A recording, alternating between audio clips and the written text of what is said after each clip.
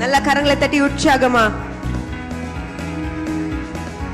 என் இதயத்தில் அவர் தந்தார் ஒரு துதியின் கீதம். அதற்காக நான் நன்றி செலுத்த வந்திருக்கிறேன். நல்ல கரங்களை தட்டி சொல்வோமா.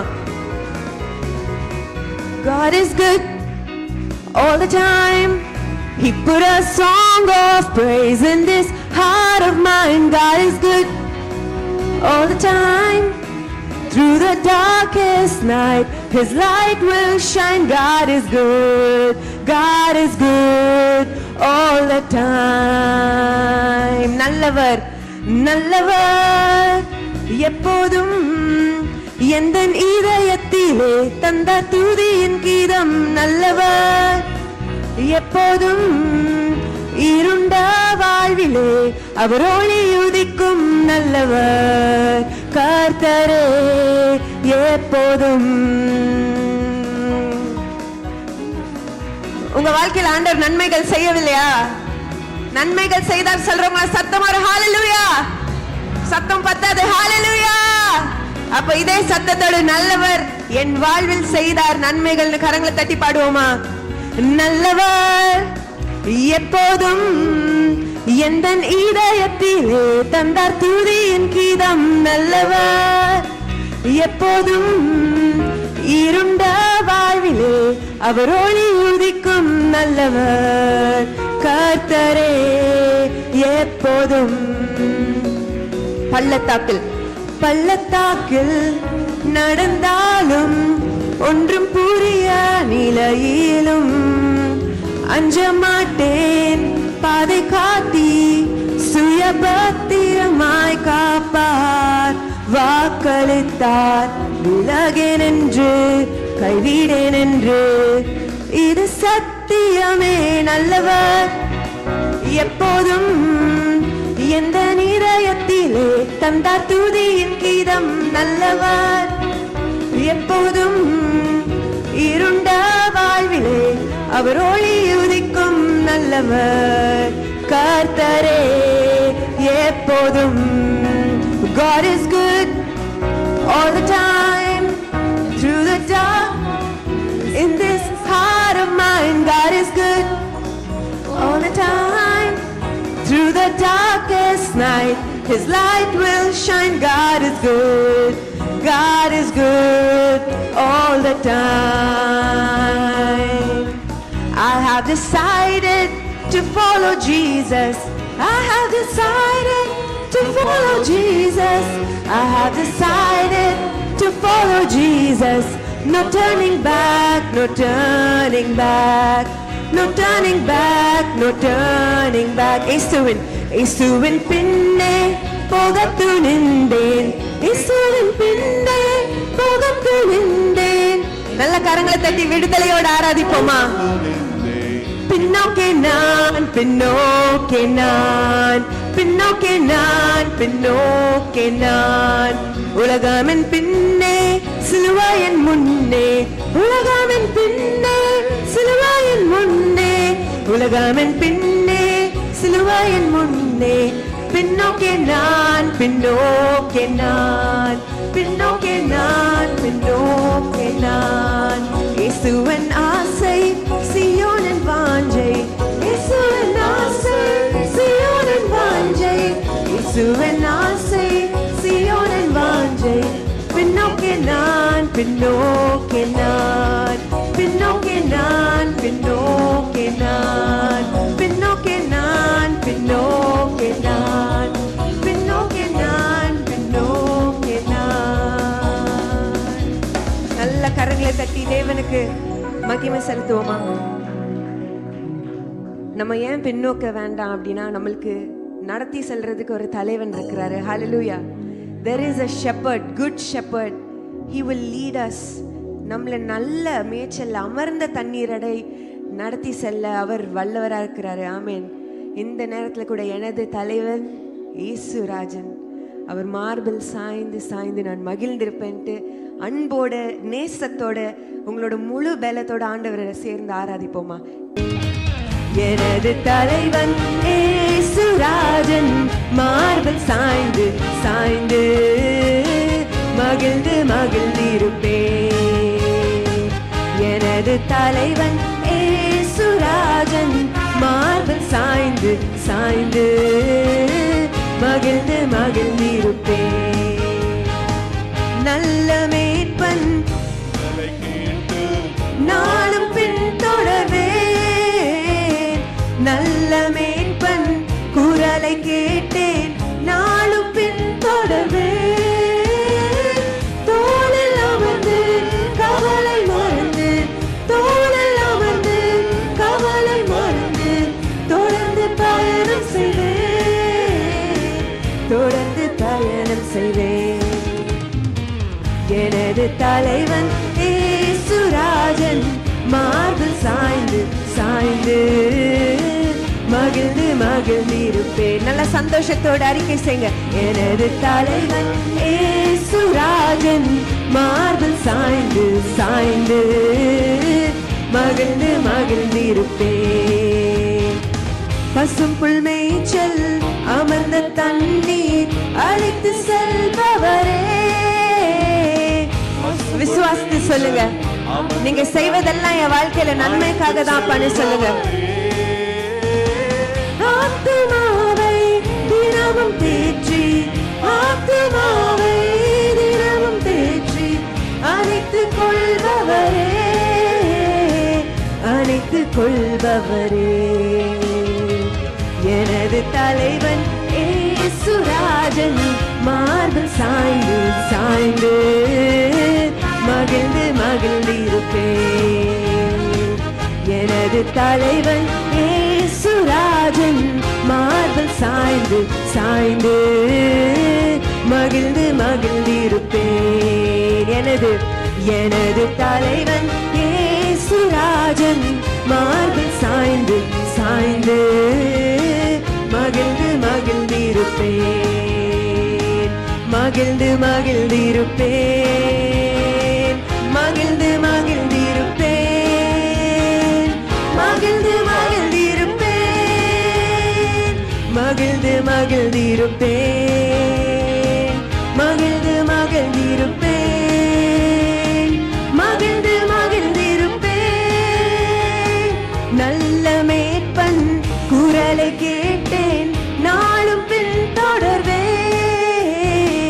நல்ல மேய்ப்பன் குரலை கேட்டு நாளும் பின் தொடர்வேன். தோளில் அமர்ந்து கவலை மறந்து சொல்லுங்க. எல்லா கவலைகளையும் நான் உங்களிடத்துல விடுகிறேன்ப்பா. பயணம் செய்வேன், தொடர்ந்து பயணம் செய்வேன். எனது தலைவன் கடைசியாக உற்சாகமா ஒரு தடவை சாய்ந்து சாய்ந்து மகிழ்ந்து மகிழ்ந்திருப்பேன். எனது தலைவன் ஏசுராஜன் சாய்ந்து சாய்ந்து மகிழ்ந்து மகிழ்ந்திருப்பேன். ஊற்று தண்ணீரே எந்த தேவ ஆவியே, ஜீவநதியே என்னல் பொங்கி பொங்கி வா. ஊற்று தண்ணீரே எந்த தேவ ஆவியே, ஜீவநதியே என்னல் பொங்கி பொங்கி வா. ஊற்று தண்ணீரே எந்த தேவ ஆவியே, ஜீவநதியே என்னல் பொங்கி பொங்கி வா. ஊற்று தண்ணீரே எந்த தேவ ஆவியே, ஜீவநதியே என்னல் பொங்கி பொங்கி வா. ஆசீர்வாதியும் என் நேச கர்த்தரே, ஆசீர்வாதியும் என் நேச கர்த்தரே. ஆவியின் வரங்களினால் என்னை நிரப்பும், ஆவியின் வரங்களினால் என்னை நிரப்பும். ஊற்று தண்ணீரே என் தேவ ஆவியே. இந்த காலை வேளையில கேட்போம், அவங்களோட ஆவியின் வரங்கள்னால என்னை நிரப்புங்கப்பா. என் தேவ ஆவியே, ஜீவநதியே என்ன கண்மலையை பிளந்து வனாந்திரத்திலே கர்த்தாவே உம் ஜனங்களின் தாகம் தீர்த்தீரே. கண்மலையை பிளந்து வனாந்திரத்திலே பள்ளத்தாக்கிலும் மலைகளிலும், பள்ளத்தாக்கிலும் மலைகளிலும் தண்ணீர் பாயும் தேசத்தை நீர் வாக்களித்தீரே. தண்ணீர் பாயும் தேசத்தை நீர் வாக்களித்தீரே. ஊற்று தண்ணீரே என்ற தேவ ஆவியே, ஜீவநதியே என்னல் பொங்கி பொங்கி வா. ஊற்று தண்ணீரே என்ற தேவ ஆவியே, ஜீவநதியே என்னல் பொங்கி பொங்கி வா. ஊற்று தண்ணீரே எந்தன் தேவ ஆவியே, ஜீவநதியே என்னில் பொங்கி பொங்கி வா. ஊற்று தண்ணீரே எந்தன் தேவ ஆவியே, ஜீவநதியே என்னில் பொங்கி பொங்கி வா. ஆசீர்வதியும் என் நேச கர்த்தரே, ஆசீர்வதியும் ஆவியின் வரங்களினால் என்னை நிரப்பும். அடைக்கலமே உமது அடிமை நானே, ஆர்ப்பரிப்பேனே அகமகிழ்ந்தேன். கர்த்தர் நீ செய்த நன்மைகளையே நித்தம் நித்தம் நான் நினைப்பேனே. கர்த்தர் நீ செய்த நன்மைகளையே நித்தம் நித்தம் நான் நினைப்பேனே. அளவற்ற அன்பினால் அணைப்பவரே, எண்ணற்ற நன்மையால் நிறைப்பவரே. சொல்லுங்க. Yes lord. எண்ணற்ற நன்மையால் நிறைப்பவரே, மசில்லாத நேசரே மகிமை பிரதாபா. பாசத்தாலும் பாதம் பற்றிடுவேனே, மசில்லாத நேசரே பாசத்தாலும் பாதம் பற்றிடுவேன். அடைக்கலமே உமது அடிமை நானே, ஆர்ப்பரிப்பேனே அகமகிழ்ந்தேன். கர்த்தர் நீ செய்த நன்மைகளையே நித்தம் நித்தம் நான் நினைப்பேனே. கர்த்தர் நீ செய்த நன்மைகளையே நித்தம் நித்தம் நான் நினைப்பேனே. கர்த்தரையும் செய்கைகள் பெரியவைகளே, சுத்தரையும் செய்கைகள் மகத்துவமானதே.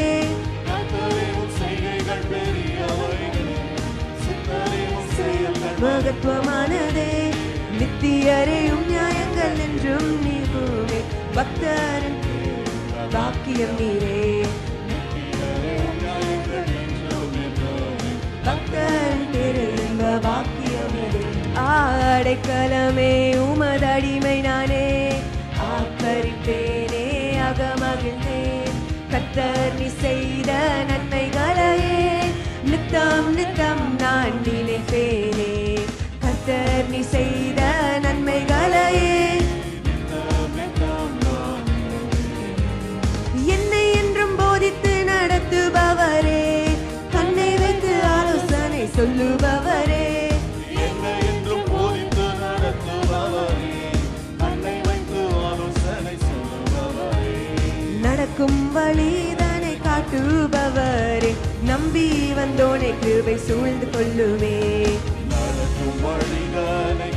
எஸ் லார்ட், எங்களை நீங்க வழி நடத்துங்கப்பா, சூழ்ந்து கொள்ளுவே. அடைக்கலமே உமது அடிமை நானே, ஆர்ப்பரிப்பேனே அகமகிழ்ந்தேன். கர்த்தர் நீ செய்த நன்மைகளையே நித்தம் நித்தம் நான் நினைப்பேனே. கர்த்தர் நீ செய்த நன்மைகளையே நித்தம் நித்தம் நான் நினைப்பேனே. கர்த்தர் நீ செய்த நன்மைகளையே நித்தம் நித்தம் நான் நினைப்பேனே. கர்த்தர் நீ செய்த நன்மைகளையே நித்தம் நித்தம் நான் நினைப்பேனே. நல்ல கரங்களை தட்டி உமக்கு நாங்க நன்றி செலுத்துகிறோம். அப்பா, நீர் செய்த நன்மைகளுக்காக நாங்க நன்றி செலுத்துகிறோம். எங்களை நித்தம் நித்தம் வழி நடத்துற உங்களோட கிருபைக்காக உமக்கு நன்றி அப்பா. உங்களோட அன்புல நாங்க அடிமைகளாக இருக்க எங்களுக்கு உதவி செய்யுங்கப்பா. எங்கள் அடைக்கலமே நீ, உங்களுக்கு நாங்க அடிமை அப்பா. உங்களோட வார்த்தைக்கு help us to be slaves to your word. உங்களோட வார்த்தைக்கு நாங்க அடிமைகளாக இருக்க எங்களுக்கு நீங்க உதவி செய்யுங்க. உங்களோட வேத வார்த்தைகளை பேதுருல சொல்லியிருக்கிறது போல நாங்க அடிமைகளாக எங்களை விட்டு கொடுக்க, எங்களோட கோபங்கள் எங்களோட சுய சுவாபங்களை விட்டு கொடுத்து உங்களோட கிரியைகள் உங்களோட கனிகள் எங்கள கிரியை செய்யணும் அப்பா. இதுவே இந்த காலை வேளையில எங்களோட ஜெபமா இருக்கப்பா. உமக்கு நன்றி, உமக்கு நன்றி. எங்களை வாளாக்காமல் எங்களை தலையாக்குறதற்காக உமக்கு நன்றி. எங்களை கை நீட்டி தூக்கி உயர்ந்த ஸ்தலங்களை வைக்க போறதற்காக நன்றி அப்பா. பிள்ளையாய் மாற்றினீரே. பாவத்தில் இருக்கும் போதே உங்களோட நேசம் என்னை கண்டுபிடித்ததப்பா. Thank you for choosing me. என்னை நீங்க தெரிந்து கொண்டீங்க. உமக்கு நன்றி. எங்கேயோ நான் இருந்தேன், என்னவோ பாவம் செய்து கொண்டிருந்தேன். உம்மை மறந்து வாழ்ந்த நாட்கள் எவ்வளோ அநேகம். ஆனால் உங்களோட இரக்கங்கள்னால, உங்களோட கிருபைகள்னால நீங்க என்னை கைவிடவே இல்லப்பா. You were faithful even when I was not faithful. நாம் உண்மை இல்லாதவர்களா இருந்த பொழுதும் அவர் உண்மையாகவே இருந்தார். ஹல்லேலூயா. கரங்களை தட்டி என்னை நீங்க உயர்த்தி வைத்ததற்காக நன்றி அப்பா. என்னை நீங்க உயர்த்தி வைத்ததற்காக நன்றி. உமக்கு துதி செலுத்த வந்திருக்கிறோம். கரங்களை தட்டி சொல்வோமா? வாளாக்காமல் என்னை தலையாக்குவீர், கீழாக்காமல் என்னை மேலாக்கினீர். வாளாக்காமல் என்னை தலையாக்கினீர், கீழாக்காமல் என்னை மேலாக்கினீர். ஹல்லேலூயா துதியுமக்கே, ஹல்லேலூயா துதியுமக்கே, ஹல்லேலூயா துதியுமக்கே, ஹல்லேலூயா துதியுமக்கே. அரக்கன் கோலியாத்தை அழிக்கும் வல்லமையை சிறிய தாவீதுக்குள் வைத்தவரே, ஆடுகள் மேய்த்தவனை ஜாதிகள் மத்தியிலே உயர்த்தி தூக்கினீரே மேலே மேலே மேலே மேலே. அரக்கன் கோலியாத்தை அழிக்கும் வல்லமையை சிறிய தாவீதுக்குள் வைத்தவரே, ஆடுகள் மேய்த்தவனை ஜாதிகள் மத்தியிலே உயர்த்தி தூக்கினீரே மேலே மேலே மேலே மேலே. ஹல்லேலூயா துதியுமக்கே, ஹல்லேலூயா துதியுமக்கே, ஹல்லேலூயா துதியுமக்கே, ஹல்லேலூயா துதியுமக்கே. கை நீட்டி தூக்கி விட்டீர், உயரத்தில் என்னை வைத்தீர், பிள்ளையாய் மாற்றி விட்டீர் நிரந்தரமாய். துசியை தட்டி விட்டீர், சாம்பலை போக்கி விட்டீர், சிங்காரம் தந்து விட்டீர் நிரந்தரமாய். கை நீட்டி தூக்கி விட்டீர், சொல்லுங்க, என்னை பிள்ளையாய் மாற்றினீரே உமக்கு நன்றி. துசியை தட்டி விட்டீர், சாம்பலை போக்கி விட்டீர். மீண்டும் சொல்லமா? கை நீட்டி தூக்கி விட்டீர், உயரத்தில் என்னை வைத்தீர், பிள்ளையாய் மாற்றி விட்டீர் நிரந்தரமாய். துசியை தட்டி விட்டீர், சாம்பலை போக்கி விட்டீர், சிங்காரம் தந்து விட்டீர் நிரந்தரமாய். மீண்டும் ஒரு விசை, கை நீட்டி தூக்கி விட்டீர். நம்மளோட சாம்பல், நம்மளோட ஷேம், அதெல்லாவற்றையும் அவர் நீக்கி தட்டி விட்டாரே. எவ்வளவு பெரிய கிருபை. சிங்காரம் தந்து விட்டு நிரந்தரமாய். ஹல்லேலூயா துதியுமக்கே, ஹல்லேலூயா துதியுமக்கே, ஹல்லேலூயா துதியுமக்கே, ஹல்லேலூயா துதியுமக்கே. அரக்கன் கோலியாத்தை அழிக்கும் வல்லமையை சிறிய தாவீதுக்குள் வைத்தவரே, ஆடுகள் மேய்த்தவனை ஜாதிகள் மத்தியிலே உயர்த்தி தூக்கினீரே மேலே மேலே மேலே மேலே. அரக்கன் கோலியாத்தை அழிக்கும் வல்லமையை சிறிய தாவீதுக்குள் வைத்தவரே, ஆடுகள் மேய்த்தவனை ஜாதிகள் மத்தியிலே உயர்த்தி தூக்கினீரே மேலே மேலே மேலே மேலே. ஹல்லேலூயா துதியுமக்கே, ஹல்லேலூயா துதியுமக்கே. இருக்கிற இடங்கள்ல எளிமை நின்று அவரை உயர்த்துவோமா? ஹல்லேலூயா துதியுமக்கே, ஹல்லேலூயா துதியுமக்கே, ஹல்லேலூயா துதியுமக்கே, ஹல்லேலூயா துதியுமக்கே. அரக்கன் கோலியாத்தை இந்த வார்த்தைகளை உணர்ந்து சொல்லாமா? எனக்குள்ள பலன் தாங்கப்பா, அழிக்கிற வல்லமையை தாங்க, என்னோட சுயத்தை அழிக்கிற பலத்தை தாங்க, என்ன விட்டு கொடுக்கிற பலத்தை தாங்க. உம்மை போல மாற பலன் வேணுமே அப்பான்னு கேளுங்க. ஜாதிகள் மத்தியிலே உயர்த்தி தூக்கி நீரே மேலே மேலே மேலே மேலே. ஹல்லேலூயா துதியுமக்கே, ஹல்லேலூயா துதியுமக்கே, ஹல்லேலூயா துதியுமக்கே, ஹல்லேலூயா துதியுமக்கே. கை நீட்டி தூக்கி விட்டீர், உயரத்தில் என்னை வைத்தீர், பிள்ளையாய் மாற்றி விட்டீர் நிரந்தரமாய். துசியை தட்டி விட்டீர், என் சாம்பலை போக்கி விட்டீரப்பா, உமக்கு நன்றின்னு சொல்வோமா? கை நீட்டி தூக்கி விட்டீர், உயரத்தில் என்னை வைத்தீர், பிள்ளையாய் மாற்றி விட்டீர் நிரந்தரமாய். துசியை தட்டி விட்டீர், சாம்பலை போக்கி விட்டீர், சிங்காரம் தந்து விட்டீர் நிரந்தரமாய்.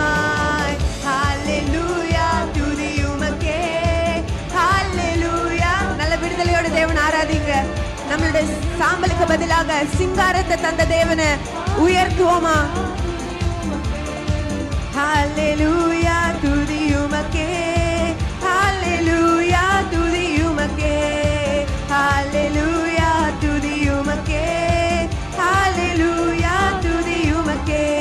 நீர் என்னோடு இருக்கும்போது என்னாலும் வெற்றி வெற்றியே.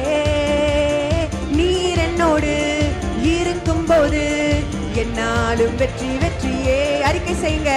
இயேசு என்னோடு இருக்கும்போது என்னாலும் வெற்றி வெற்றியே. நீர் என்னோடு இருக்கும்போது என்னாலும் வெற்றி வெற்றியே. தோல்வி எனக்கில்லையே, நான் தோற்று போவதில்லையே. அறிக்கை செய்வோமா?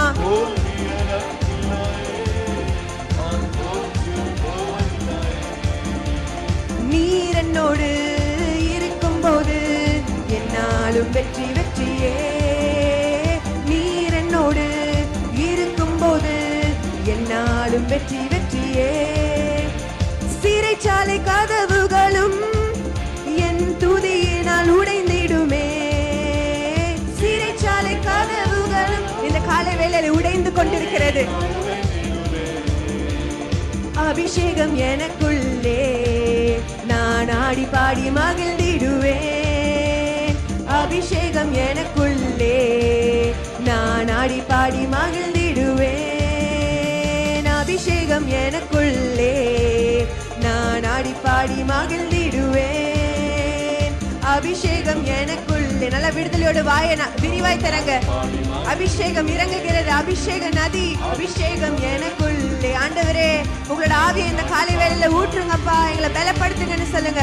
அபிஷேகம் எனக்குள்ளே, நான் ஆடி பாடி மகிழ்ந்திடுவேன். அக்கினியா இறங்கிடுமே, அக்கினாவாக அமர்ந்திடுமே, பெரும் காற்றாக வீசிடுமே, ஜீவ நதியாக பாய்ந்திடுமே. அக்கினியா இறங்கிடுமே, அக்கினாவாக அமர்ந்திடுமே, பெரும் காற்றாக வீசிடுமே, ஜீவ நதியாக பாய்ந்திடுமே. அக்கினியா இறங்கிடுமே. ஆவியானவரே, நீங்க அசைவாடி கொண்டிருக்கிறதற்காக நன்றி.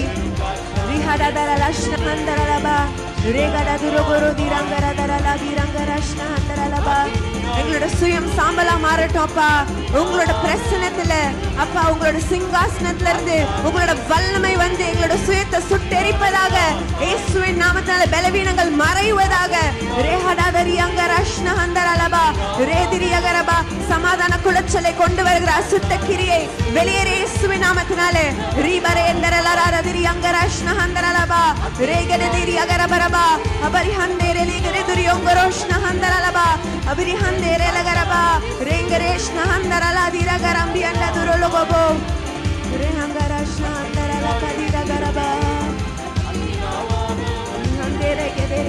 இன்னும் நல்ல நிரம்பி வழியட்டும். நல்ல விடுதலையோடு தேவன் ஆராதிங்க. எல்லா அசுத்த கிரியைகளும் விலகுகிறது இந்த காலை நேரத்துல.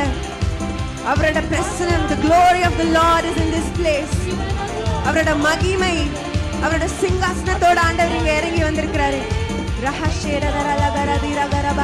அசுத்தங்கள், அசுத்த கிரியைகள் சுட்டெரிக்கப்படுவதாக இயேசுவின் நாமத்தினால. இச்சையின் ஆவிகள் சுட்டெரிக்கப்படட்டும். சர்ப்பத்தின் ஆவிகள் வெளியேறுவதாக இயேசுவின் நாமத்தினாலே. ராஷ்ணஹந்தரலபரபா நகரதிரகரபா லேகரேந்தரலஷ்ணஹந்தரலகதிரகரபா.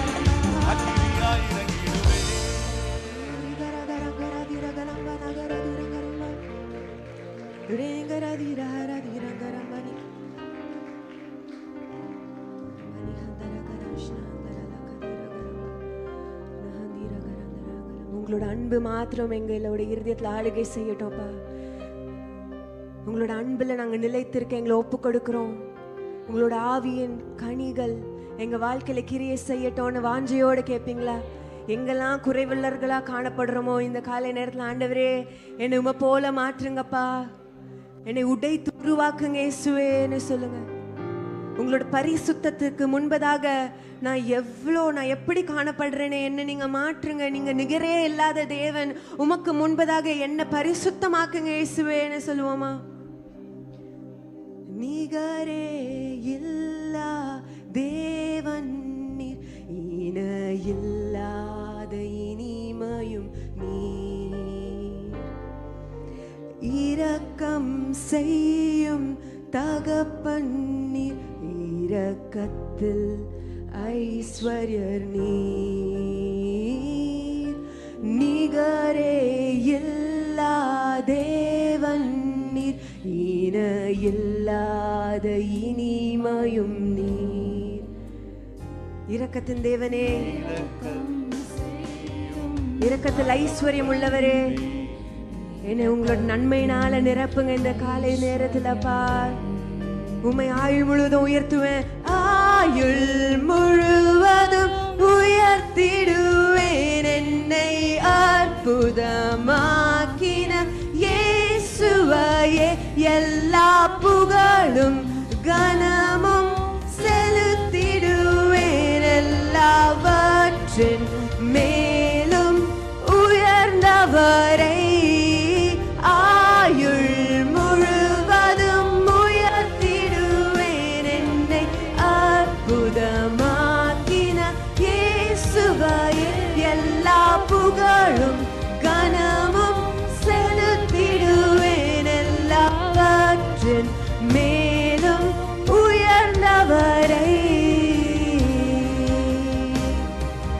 குறைகளை போக்கிடும் நிறைவும் நீர், எந்தன் ஜீவ அப்பமும் நீர், சிறகின் நிழலாய் கூட வரும் எங்கள் மகிமையின் மேகமும் நீர், குறைகளை போக்கிடும் நிறைவும் நீர், எந்தன் ஜீவ அப்பமும் நீர், சிறகின் நிழலாய் கூட வரும் எங்கள் மகிமையின் மேகமும் நீர், ஆயுள் முழுவதும் உயர்த்திடுவேன். என்னை அற்புதமாக்கின இயேசுவையே எல்லா புகழும் கனமும் செலுத்திடுவேன். எல்லாவற்றின் மேலும் உயர்ந்தவரை என்னோட ஆயுள் முழுவதும் குடும்பமாக அப்பா, நான் என் பிள்ளைகள் எல்லாரும் சேர்ந்து உம்மை நாங்க உயர்த்துவோம் தகப்பனே. எல்லா புகழும் கனமும் செலுத்திடுவேன். எல்லாவற்றின் மேலும் உயர்ந்தவரை எல்லாவற்றின் மேலும் உயர்ந்தவரே உங்களை நாங்க உயர்த்துகிறோம் அப்பா. வான சேனைகளோட சேர்ந்து ஆராதிக்கிறோம்னு சொல்லுவோமா? வான சேனைகள் தூதர் கூட்டங்கள் பாடிடும் வல்ல நாமமே, மூப்பர் யாவரும் விழுந்து வணங்கிடும் இணையற்ற வல்ல நாமமே. சொல்லுங்க, வான சேனைகள் தூதர் கூட்டங்கள் பாடிடும் வல்லமையுள்ள நாமமே. There's no name compared to you, Lord. மூப்பர்களோட சேர்ந்து உம்மை நாங்க தொழுது கொள்ளுகிறோம். We bow down before you, Jesus. வல்ல நாமமே, மரண கூறினை ஓடித்து எழும்பின யூதராஜ சிங்கமே, பாதாளத்தின் திறவு கோலினை கைகளில் உடையவரே, மரண கூறினை ஒடித்து எழும்பின யூதராஜ சிங்கமே, பாதாளத்தின் திறவு கோலினை கைகளில் உடையவரே, ஆயுள் முழுவதும் உயர்த்திடுவேன்.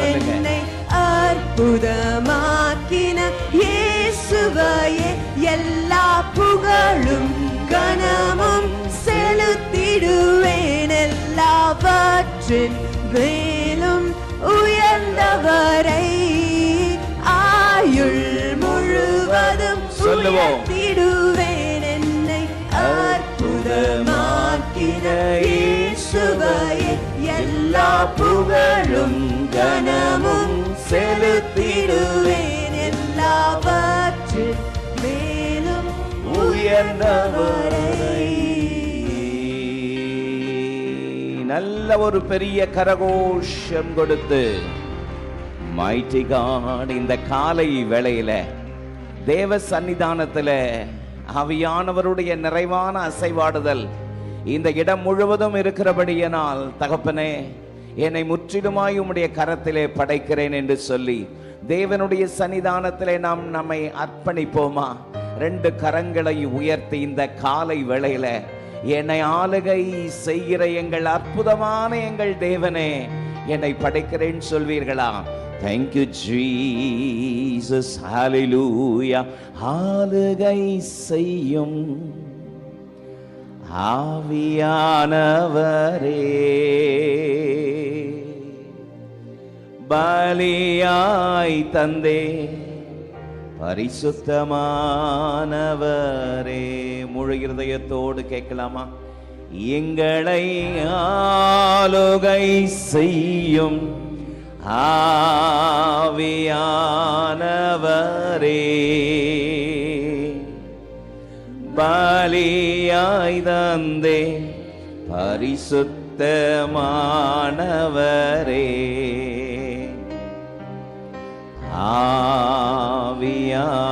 ஆவியானவரே,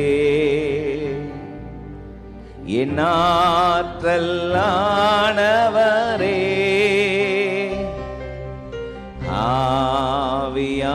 ஆவியானவரே, என் ஆற்றலானவரே. சொல்லுவோம். ஆவியானவரே,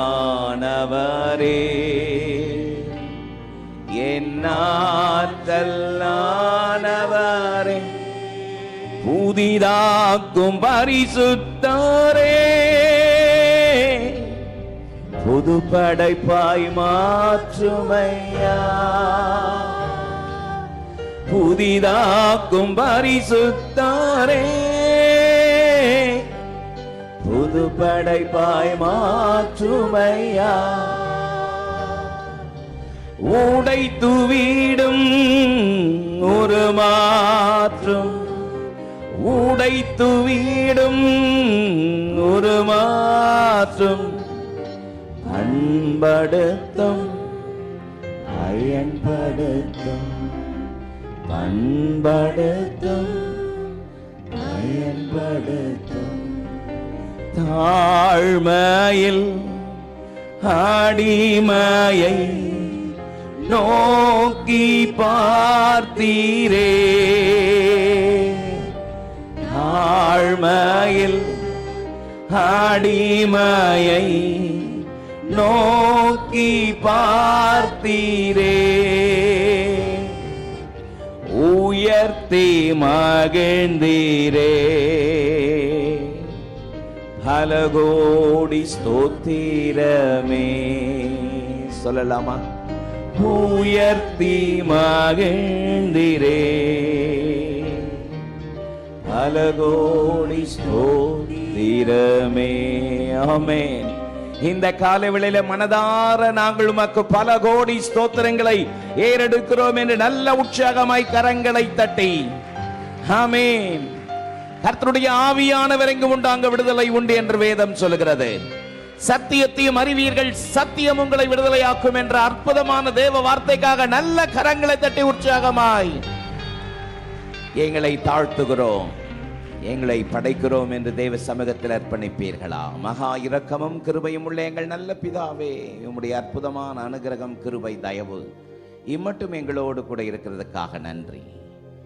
இயேசுவின் மூலம் ஜெபம் கேளும் எங்கள் ஜீவனுள்ள நல்ல பிதாவே, ஆமென். ஹல்லேலூயா. கர்த்தர் நல்லவர், அவர் கிருபை என்றும் உள்ளது. ஆமென். Our God is a good God. இந்த நாளிலும் கொஞ்ச நேரம் உங்களோடு கூட கர்த்தருடைய வார்த்தையை பகிர்ந்து கொள்ள தேவன் அருளிய இந்த கிருபைக்காய் நன்றி செலுத்துகிறேன். இந்த நாளில் தியானிப்பதற்கு தெரிந்து கொண்ட ஒரு வசனம் பிலிப்பியருக்கு எழுதின நிருபத்தில்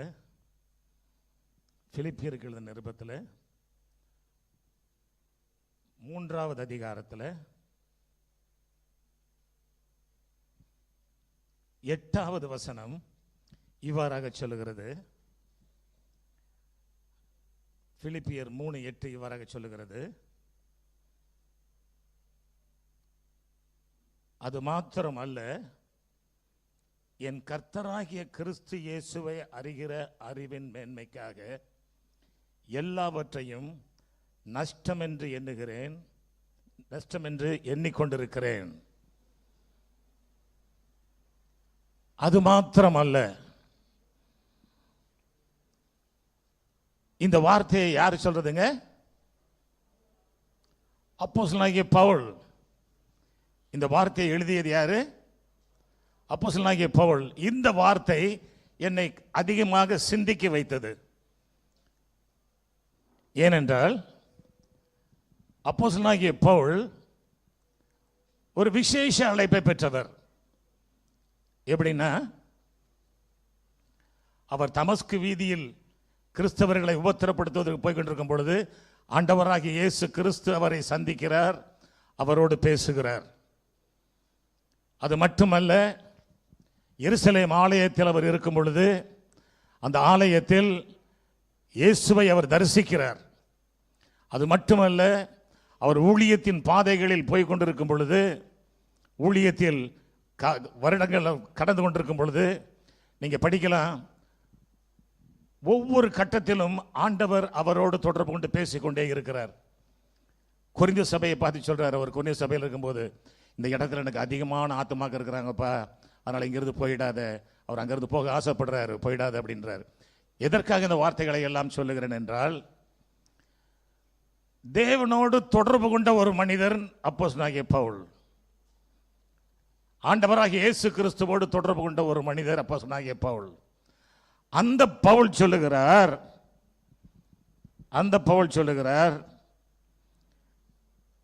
இயேசுவை என் கர்த்தராகிய, எப்படி சொல்றாருங்க? என் கர்த்தராகிய இயேசு கிறிஸ்து இயேசுவை அறிகிற அறிவின் மேன்மைக்காக எல்லாவற்றையும் நஷ்டம் என்று எண்ணிக்கொண்டிருக்கிறேன். அது மட்டுமல்ல, அவர் வேத விற்பனர், அவர் வேதத்தை நன்கு கற்றவர். ஏன்னா அவரை குறித்து அவரே சொல்லியிருக்காரு அதுக்கு முந்தின வசனங்கள்ல, நான் 8 நாளில் விருத்த சேதனம் அடைந்தவன், இஸ்ரவேல் வம்சத்தான், பென்யமின் கோத்திரத்தான், எபிரேயில் பிறந்த எபிரேயன், நியாயப்பிரமாணத்தின்படி பரிசேயன், பக்தி வைராக்கியத்தின்படி சபையை துன்பப்படுத்தினவன், நியாயப்பிரமாணத்தின்படி நான் குற்றம் சாட்டப்படாதவன், இப்படிலாம் சொல்லிட்டு அவர் சொல்றாரு, இருப்பினும் நான் கர்த்தராகி இயேசுவை அறிகிற அறிவின் மேன்மைக்காக எல்லாவற்றையும் நஷ்டம் என்று எண்ணுகிறேன். அப்படின்னு அர்த்தம் என்னங்க? இந்த வசனத்தை அவர் எழுதும் பொழுது கிட்டத்தட்ட ஒரு 30 வருஷம் அவர் ஊழியம் செஞ்சிருப்பார் நினைக்கிறேன். கிட்டத்தட்ட ஒரு 30 வருஷம் ஊழியம் செய்து ஆண்டவருக்காக ஆயிரக்கணக்கான ஆத்துமாக்களை ஆதாயப்படுத்தி, அது மட்டுமல்ல அநேக திருச்சபைகளை எழுப்பி, அவர் சொல்றாரு, அவரை அறிகிற அறிவின் மேன்மைக்காக. இந்த வார்த்தையினுடைய விளக்கம் உங்களுக்கு புரியுதா?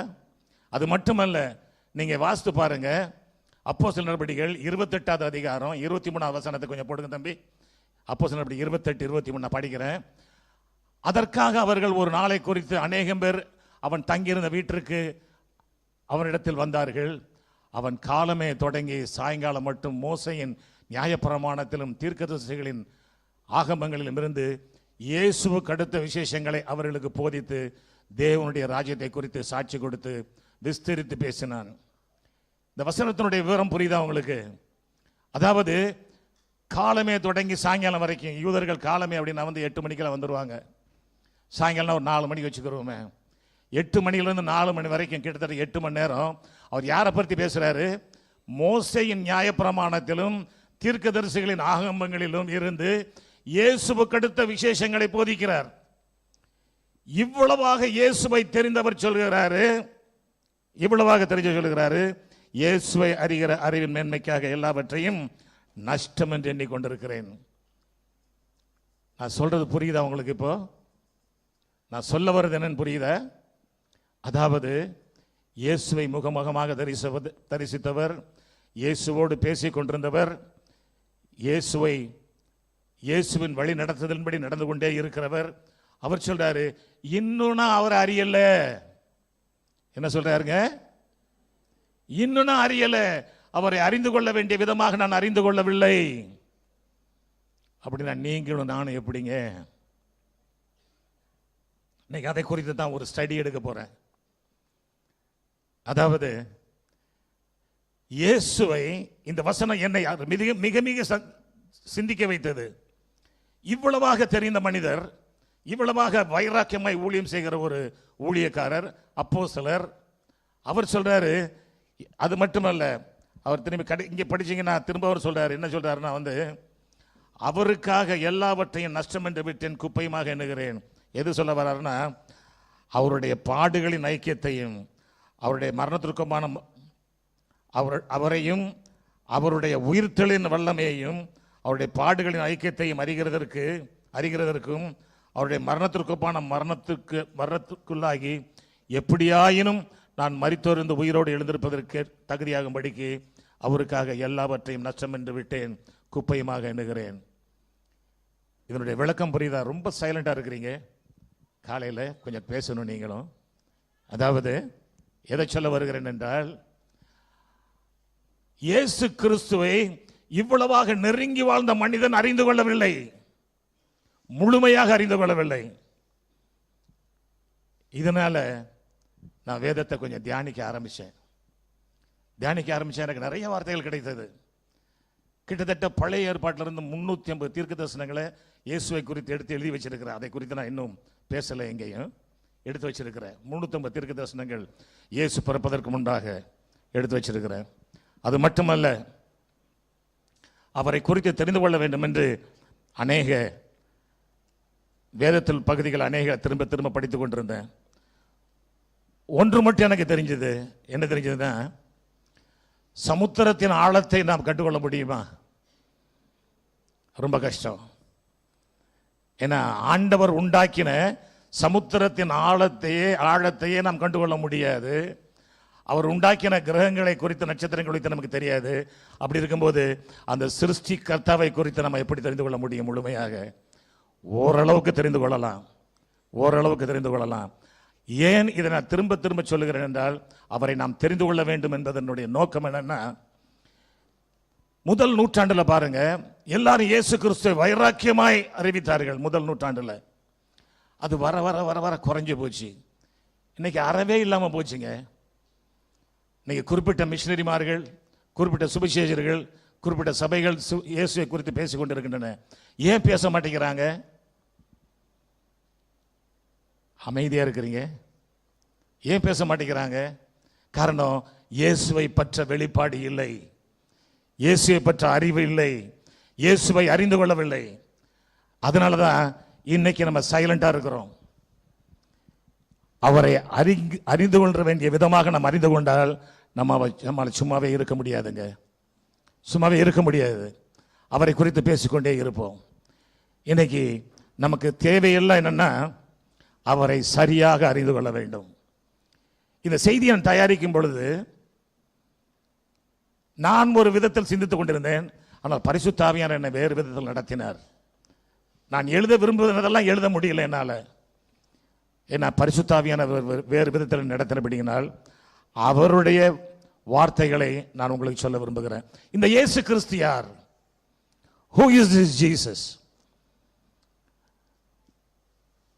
பிதா, குமாரன், பரிசுத்த ஆவியானவர் என்று அழைக்கப்படுகிறவங்கள்ல பிதா மேல இருக்கிறாரு, கீழே இயேசு இருக்கிறாரு, பரிசுத்த ஆவியானவர் அது கீழே இருக்கிறாரா? அப்படியாங்க? இல்ல, அப்படி இல்லை. அது மட்டுமல்ல, ஆங்கிலத்தில் சொல்லுவாங்க ட்ரையூட் காட் அப்படின்ட்டு, மூவொரு தேவன் அப்படின்னு சொல்லுவாங்க.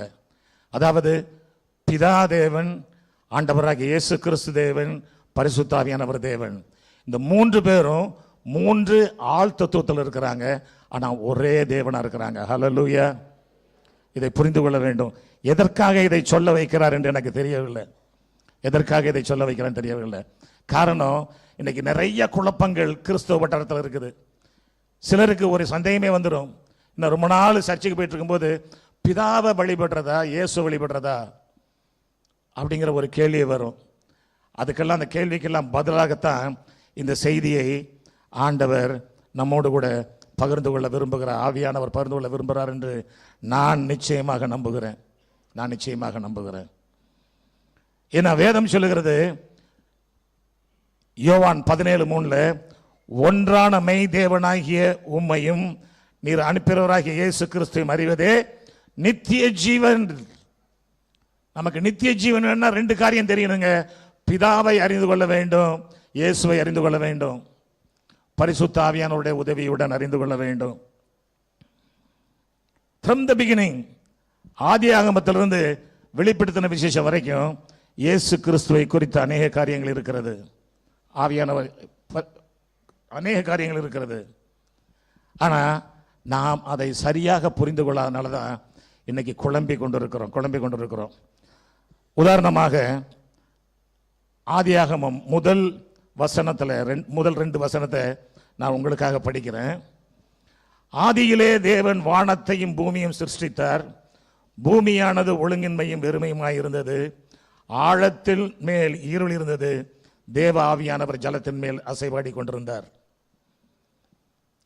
இந்த வசனத்தை பார்த்த உடனே சிருஷ்டிப்புல இயேசு இல்லையே அப்படிங்கிற ஒரு கேள்வி வரும் இல்லையா? ரொம்ப அமைதியா இருக்கிறீங்க தம்பிங்களா, நீங்க பேசக்கூடாதீங்க. சின்ன பிள்ளைங்களா, பாய்ஸ்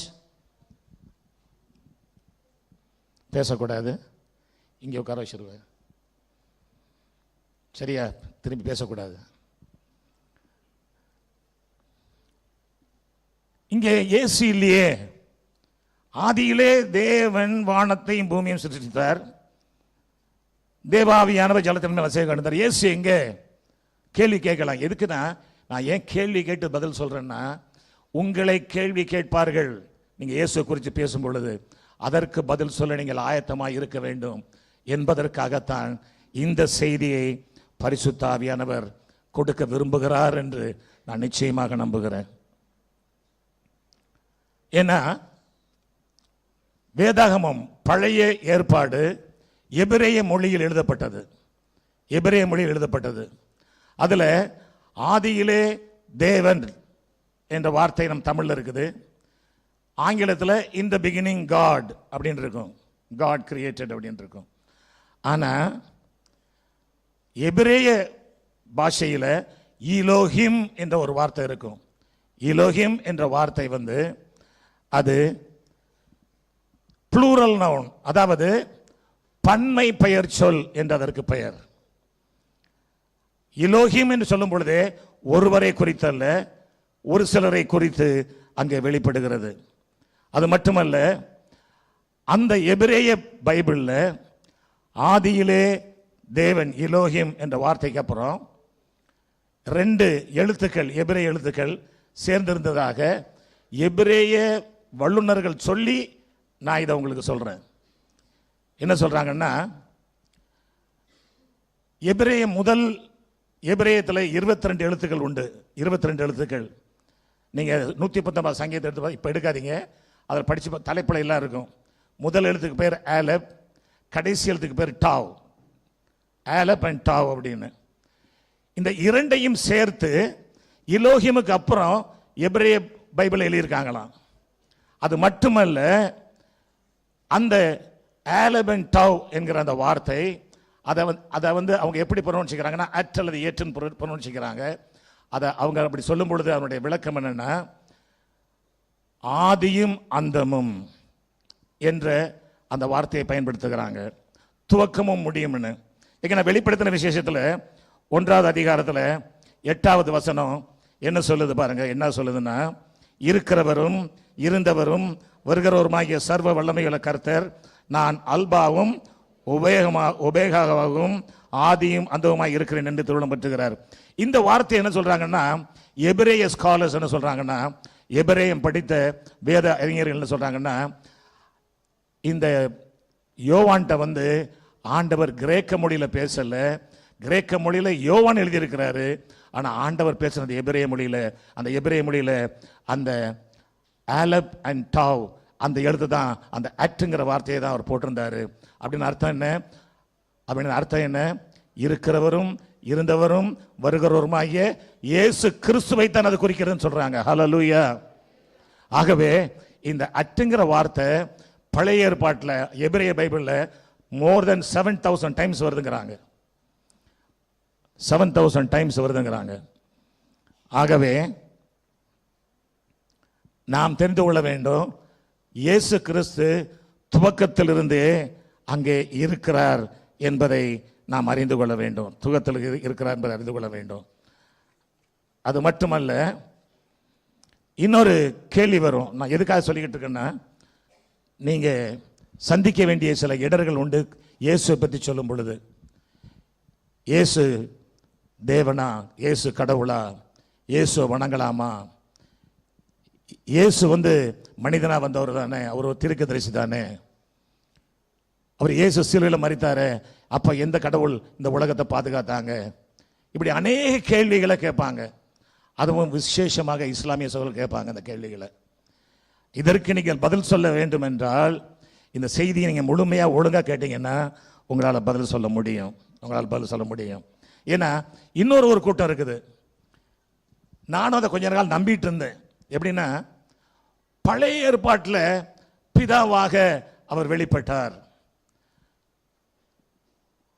காஸ்பல்ஸில் சுவிசேஷத்தில் இயேசுவாக வெளிப்பட்டார், அப்போஸ்தலர் நடவடிக்கையிலிருந்து பரிசுத்த ஆவியான வெளிப்பட்டார்.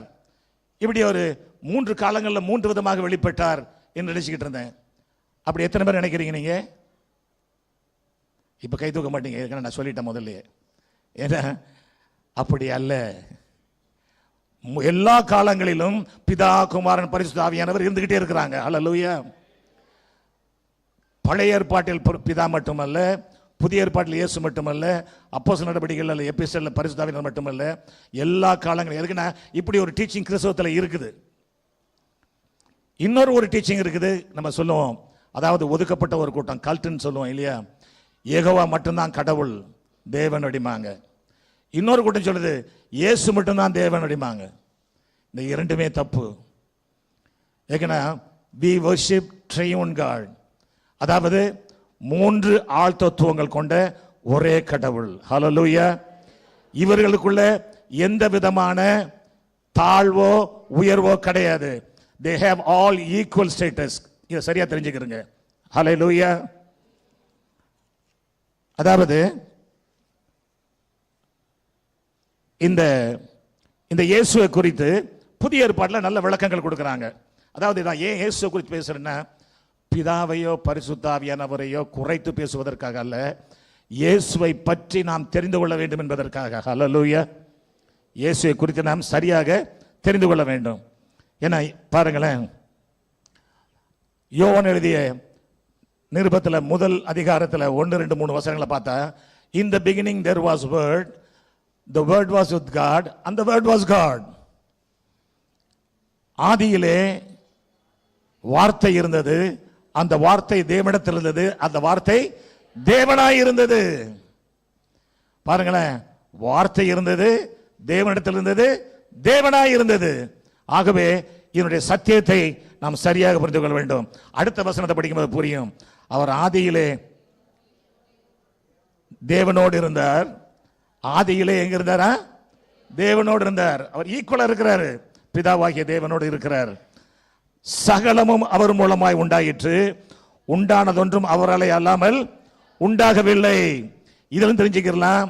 கிரியேஷன்ஸ், சிருஷ்டிப்பில் என் ஆண்டவராகிய இயேசு கிறிஸ்து எப்பவுமே இருக்கிறார். ஹல்லேலூயா. ஹல்லேலூயா. அது மட்டுமல்ல, அவரை குறித்து இவ்வளவு அறிந்த பவுல் அழகா எழுதுறாரு பாருங்க. அதாவது இன்னும் அறிய வேண்டும் என்ற வாஞ்சையில் அவர் எழுதுறார் பாருங்க.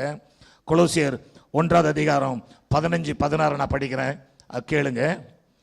அவர் அதரிசனமான தேவனுடைய தற்சொரூபமும் சர்வ சிருஷ்டிக்கும் முந்தின பேருமானவர். ஏனென்றால் அவருக்குள் சகலமும் சிருஷ்டிக்கப்பட்டது, பரலோகத்தில் உள்ளவைகளும் பூலோகத்தில் உள்ளவைகளும் ஆகிய காணப்படுகிறவைகளும் காணப்படாதவைகளுமான சகல வஸ்துக்களும், சிங்காசனங்களானாலும் கர்த்தத்துவங்களானாலும் துரைத்தலங்களானாலும் அதிகாரங்களானாலும் சகலமும் அவரை கொண்டும் அவருக்கென்றும் சிருஷ்டிக்கப்பட்டது. ஹல்லேலூயா. பாருங்களேன், அவரை கொண்டு அவருக்காகவே சிருஷ்டிக்கப்பட்டது. ஹல்லேலூயா. ஆகவே இந்த இயேசுனுடைய மகத்துவத்தை நாம் புரிந்து கொண்டால்தான் நாம் இயேசுவை குறித்து பேச முடியும் இன்னைக்கு. அதற்காகத்தான் இந்த வசனங்களை நான் உங்களோடு கூட பேசிக் கொண்டிருக்கிறேன். அது மட்டுமல்ல, எபிரேயருக்கு எழுதின நிருபத்தில் 1வது அதிகாரம் 2வது வசனம் என்ன சொல்லுதுன்னா, இந்த கடைசி நாட்களில் குமாரன் மூலமாய் நமக்கு திருவளம் பற்றினார். முதல் வசனம் சொல்லுது, முதல் வசனம் எபிரேயர் 1:1 பூர்வ காலங்களில் பங்கு பங்காகவும் வகை வகையாகவும் தீர்க்கதரிசிகள் மூலமாய் பிதாக்களுக்கு திருமணம் பற்றினவர். அதாவது பழைய ஏற்பாட்டு காலத்தில் அவர் எல்லாவற்றையும் விவரிக்க அவர் யாருக்குமே சொல்லலை. தேவனாய கர்த்தர் எல்லாத்தையும் விளக்கி சொல்லலை. ஆனால் அவர் இயேசு கிறிஸ்து மூலமாக சகலவற்றையும் வெளிப்படுத்தி காட்டுகிறார். ஹல்லேலூயா. அதுதான் சொல்றாரு, இந்த கடைசி நாட்களில் குமாரன் மூலமாய் நமக்கு திருவளம் பற்றினார். இவரை சர்வத்திற்கும் சுதந்திர வழியாக நியமித்தார். இவரை கொண்டு உலகங்களையும் உண்டாக்கினார். ஹல்லேலூயா, ஹல்லேலூயா. ஆகவே நாம் சரியாக தெரிந்து கொள்ள வேண்டும், இவரை கொண்டு சகலவற்றையும் தேவனாகிய கர்த்தர் உண்டாக்கினார் என்று வேதம் சொல்லுகிறது. அடுத்த ஒரு வசனம், நம்ம ஆதியாகமத்துக்கே போகலாம். 1வது அதிகாரம் 26வது வசனத்தை நீங்க படிச்சு பார்த்தீங்கன்னா உங்களுக்கு தெரியும். 1:26, பின்பு தேவன் நமது சாயலாகவும் நமது ரூபத்தின்படியையும் மனுஷனை உண்டாக்குவோமாக. அவர்கள் அது போதும், அது போதும். அது ஆழக்கடவர்கள், அது வேண்டாம் நமக்கு. பின்பு தேவன் நமது சாயலாகவும் நமது ரூபத்தின்படியும் மனுஷனை உண்டாக்குவோமாக. யாருடைய சாயலுங்க? நமது சாயல் யாரை சொல்றாரு? யாரை சொல்றாருங்க? பிதா, குமாரன், பரிசுத்த ஆவியானவர், அவங்கள தான் குறித்து பேசுறாரு. நமது சாயல் என்று அவர் பேசும் பொழுது அப்படின்னா இதை சரியா எழுதுனா எப்படி எழுதியிருக்கணும்? எனது சாயல் எழுதியிருக்கணும். தேவன் எனது சாயல் எழுதல, எனது ரூபத்தின்படி எழுதல, நமது என்ற வார்த்தையை பயன்படுத்துகிறார். ஆகவே இந்த ஆண்டவராக இயேசு கிறிஸ்து உலகம் துவங்கினது முதல் கடைசி வரைக்கும் பிதா, குமாரன், பரிசுத்த ஆவியானவராக 3 பேருமே ஒன்றாக செயல்பட்டு கொண்டிருக்கிறார்கள். தனித்தனியாக செயல்படுறதில்லை, ஒன்றாக செயல்பட்டு கொண்டிருக்கிறார்கள். ஹல்லேலூயா. அது மட்டுமல்ல, ஈவன் பிஃபோர் த கிரியேஷன், அதாவது இந்த உலகம் உண்டாவதற்கு முன்பே, இந்த அண்ட சராசரங்களை உருவாவதற்கு முன்பே என் ஆண்டவராகிய இயேசு கிறிஸ்து இருந்ததை வேதம் தெளிவாக சொல்லி காட்டுகிறது. பேதுரு எழுதி வச்சிருக்கிறாரு. 1 பேதுரு 1:19-20 படிச்சு பாருங்க. நான் படிக்கிறேன், கேளுங்க. 1 பேதுரு 1:19-20, குற்றமில்லாத மாசற்ற ஆட்டுக்குட்டி ஆகிய கிறிஸ்துவின் விலையேறப்பட்ட இரத்தத்தினால் மீட்கப்பட்டீர்கள் என்று அறிந்திருக்கிறீர்களே. அவர் உலக தோற்றத்திற்கு முன்பே குறிக்கப்பட்டவராயிருந்து, அவர் எப்ப குறிக்கப்பட்டாருங்க?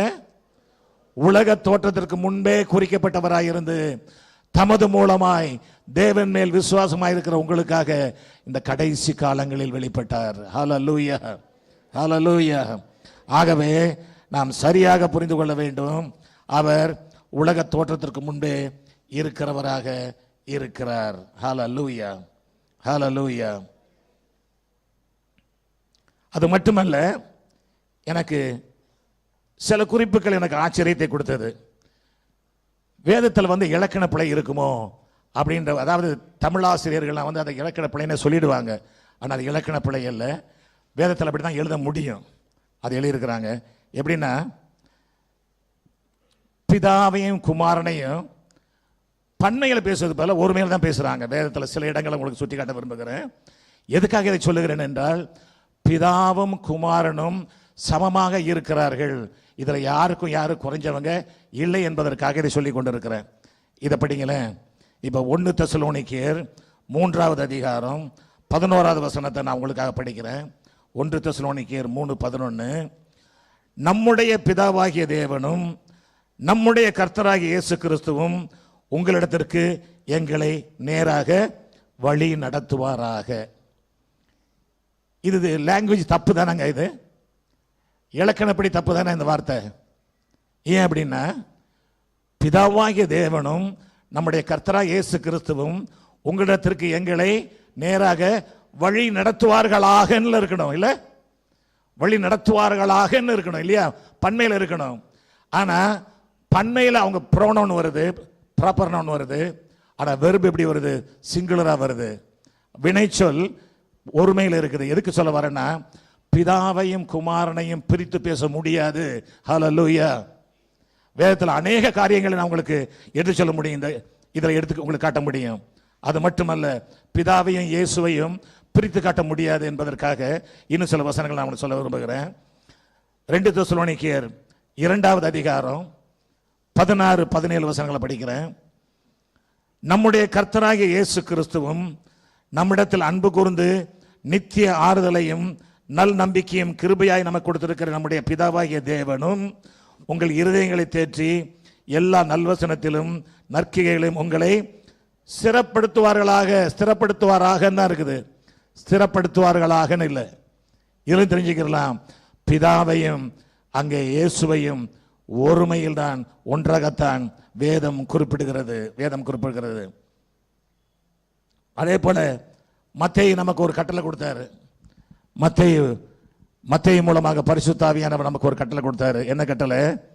மத்தேயு 28:19, ஆகையால் நீங்கள் புறப்பட்டு போய் சகல ஜாதிகளையும் சீஷராக்கி பிதா குமாரன் பரிசுத்த ஆவியின். அப்படி தப்பு தானே அது? நாமன்னு போடலாமா? நாமங்கள்னு போடணும். ஏன் நாமன்னு போட்டிருக்குது? 3 பேருக்கும் ஒரே பெயர் தான். ஹல்லேலூயா.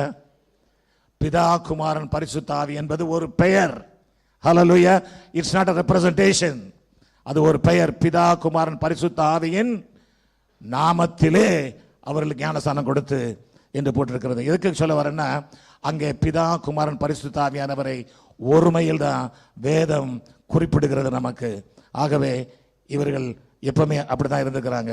அது மட்டுமல்ல, வெளிப்படுத்தின விசேஷத்துக்கு வந்தீங்கன்னா, வெளிப்படுத்தின விசேஷத்தில் 21வது அதிகாரத்தில் 22வது வசனம் எப்படி சொல்லுதுன்னா, அதில் தேவாலயத்தை நான் காணவில்லை, சர்வ வல்லமையுள்ள தேவனாகிய கர்த்தரும் ஆட்டுக்குட்டியானவருமே அதற்கு ஆலயம். யாருங்க ஆலயம்? தேவனாகிய கர்த்தரும் ஆட்டுக்குட்டியானவர் யாரு? இயேசு கிறிஸ்துவே அதற்கு ஆலயம். அதாவது 22 அடுத்தது வெளிப்படுத்தின விசேஷம் 22:1 படிக்கிறேன். 22:1 படிக்கிறேன். 22:1 பின்பு பளிங்கை போல் தெளிவான ஜீவத்தண்ணீர் உள்ள சுத்தமான நதி தேவனும் ஆட்டுக்குட்டியானவரும் இருக்கிற சிங்காசனத்திலிருந்து புறப்பட்டு வருகிறதை எனக்கு காண்பித்தான். இங்க எப்படி இருக்கணுங்க? இந்த வசனம் எப்படி இருக்கணும்? ஆட்டுக்குட்டியானவரும் தேவனும் இருக்கிற சிங்காசனங்கள் இருக்கணும் இல்லையா? 2 சிங்காசனம் இருக்கணும் அங்க. பிதா உட்கார்றதுக்கு, இயேசு உட்கார்றதுக்கு. அப்படி போடலாங்க. எப்படி போட்டிருக்குது? தேவனும் ஆட்டுக்குட்டியானவரும் இருக்கிற சிங்காசனத்தில் இருந்து. ஏன்னா அதே வசனம் திரும்ப வரும் பாருங்க. அதாவது 3வது வசனம் 4வது வசனம் நான் படிக்கிறேன். இனி ஒரு சாபமும் வராது, தேவனும் ஆட்டுக்குட்டியானவரும் இருக்கிற சிங்காசனம் அதில் இருக்கும். சிங்காசனங்கள் இல்ல, சிங்காசனம் அதில் இருக்கும். சிங்குலரா தான் அங்கே அட்ரஸ் பண்றாங்க. எதுக்காக திரும்ப திரும்ப இதை சொல்லுகிறேன் என்றால், நாம் புரிந்து கொள்ள வேண்டும், பிதா குமாரன் பரிசுத்த ஆவியானவர் இவர்கள் ஒரே நிலையில் இருக்கிறாங்க. they have all equal powers. hallelujah. இதுல யாரும் குறைந்தவர்கள் இல்லை என்பதை நாம் சரியாக புரிந்து கொண்டால் இயேசுவை நாம் உயர்த்த முடியும். இந்த பூமியில் நம்ம இயேசுவை பற்றி தான் பேச முடியும். ஆகவே இயேசுவை நாம் உயர்த்த முடியும். அதற்காக சொல்லுகிறேன். அடுத்த வசனம் பாருங்க. அவருடைய ஊழியக்காரர் அவரை சேவித்து அவருடைய சமூகத்தை தரிசிப்பார்கள். அவருடைய ஊழியக்காரர், அந்த வசனத்தை கவனிச்சிங்களா? இது எப்படி இருக்கணுங்க? அந்த வசனம் அவர்களுடைய இருக்கணும். தமிழ்ல எவ்வளவு மிஸ்டேக் பார்த்தீங்களா? மிஸ்டேக்கே கிடையாது. ஆனா அப்படித்தான் வேதம் எழுதப்பட்டது.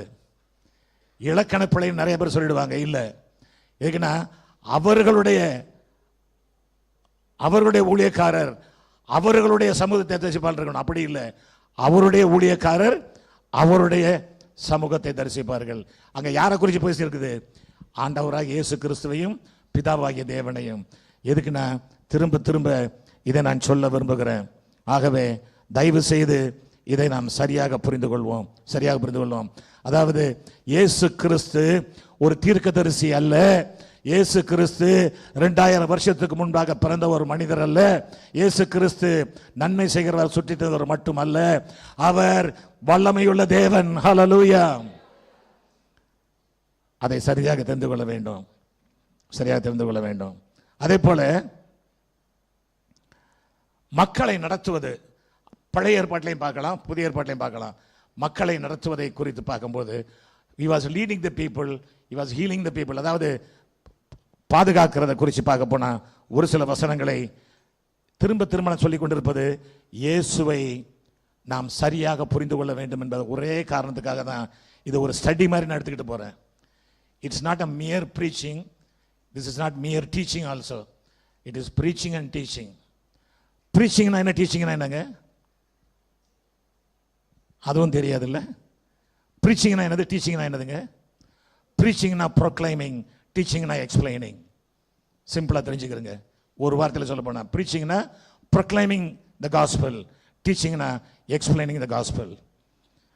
இதை சரியாக தெரிந்து கொள்வோம்.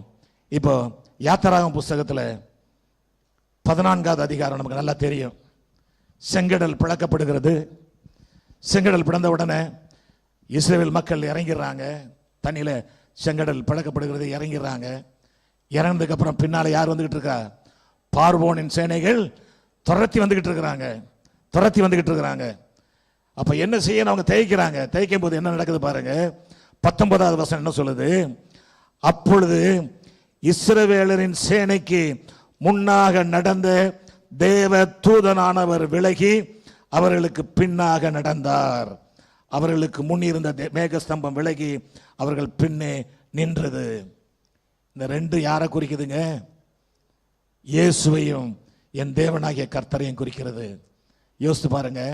அதாவது முன்னால நடந்த தேவ தூதனானவர், இந்த தேவ தூதனானவர் யாருன்னு தெரிஞ்சுக்கிறோம். முதல்ல வேதத்தில் தேவ தூதனானவர் நானும் சொல்லியிருக்கிறேன், போதகர் சொல்லியிருக்கிறாங்க அநேக முறை. தேவ தூதனானவர் என்று வேதத்தில் பழைய ஏற்பாட்டில் எங்கெல்லாம் வருதோ அது பூரா யாரை குறிக்கிறது? இயேசுவை குறிக்கிறது. அதையும் நான் உங்களுக்கு விளக்கி சொல்லிடுறேன் அப்புறம். ஏன்னா இப்போ முதல் காரியத்தை தெரிஞ்சுக்கிறோம். தேவ தூதனானவர் விலகி அவர்களுக்கு பின்னால் நடந்தார். ஏன்னா அப்போ என்னாச்சுன்னா இந்த மேகமும் தேவ தூதன் பின்னால வந்த உடனே வெளிச்சம் இஸ்ரவேலருக்கு இருந்தது, இருள் எகிப்தியருக்கு இருந்தது. இவங்க குழம்பி போயிட்டாங்க. அவங்க ரதங்கள்லாம் கலருது. அவங்க அங்க கடல்ல அவங்க அழிஞ்சு போறாங்க. ஆனா இவங்க வெளிச்சத்துல வெட்டாந்தரையில அழகா நடந்து போறாங்க. பாருங்க, பாதுகாப்பதில் இயேசு நடக்கிறார். ஹல்லேலூயா. கூட இருக்கிறார். ஹல்லேலூயா. பாதுகாப்பதில் அவர் கூட வருகிறார். ஹல்லேலூயா. அது மட்டுமல்ல, அவர் எப்படி வழி நடத்தினாரா நீங்க பார்க்கலாம். நியாயாதிபதிகள் புஸ்தகம் 2வது அதிகாரம் முதல் சில வசனங்களை நான் படிக்கிறேன். முதல் 1வது வசனத்தில் படிக்கிறேன். கர்த்தருடைய தூதனானவர் கில்காலில் இருந்து போகிமுக்கு வந்து, கர்த்தருடைய தூதனானவர் சொல்றாரு, தூதன் இல்ல தூதனானவர் சொல்றாரு. நியாயாதிபதி புஸ்தகம் 2வது அதிகாரத்தில், நான் உங்களை எகிப்தில் இருந்து புறப்பட பண்ணினேன். ஹல்லேலூயா. யாருங்க புறப்பட பண்ணது? நம்ம இதுவரை என்ன நினைச்சிட்டு இருக்கிறோம்? பிதாவாகிய தேவன் நினைச்சிட்டு இருக்கிறோம் இல்லையா? இங்க யாரை போட்டிருக்குது? நான் உங்களை எகிப்திலிருந்து புறப்பட பண்ணி உங்கள் பிதாக்களுக்கு ஆணையிட்ட தேசத்திலே நான் உங்களை கொண்டு வந்து விட்டு உங்களோடு பண்ணின என் உடன்படிக்கையை, என்ன சொல்றாரு?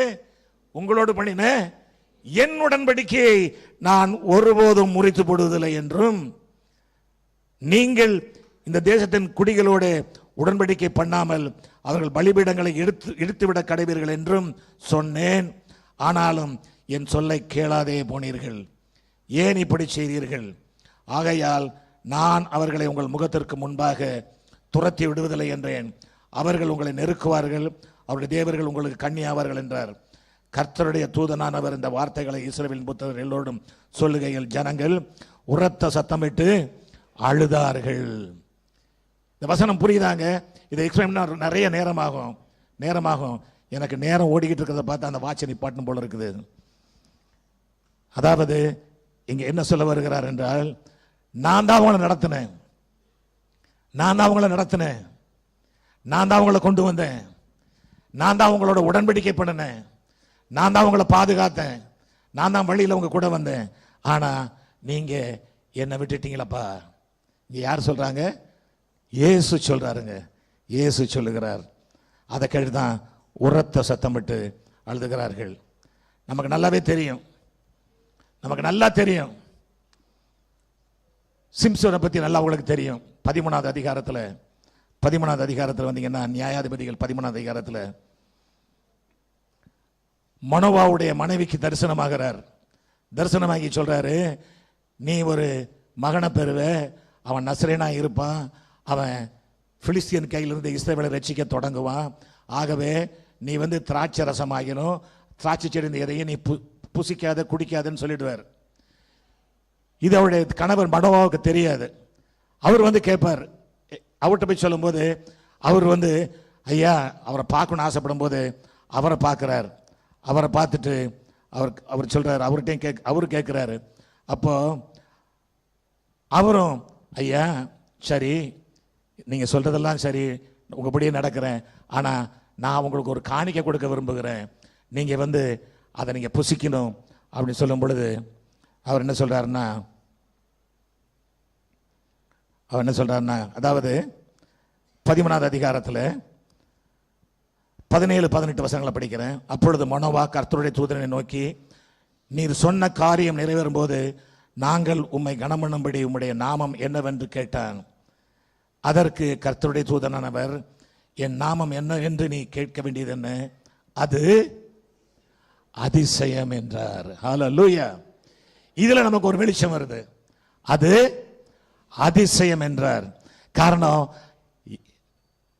இது பல ஆயிரக்கணக்கான வருஷம், இயேசு பிறக்கிறதுக்கு ஒரு 3000 வருஷத்துக்கு முன்னால் நடக்கிறது.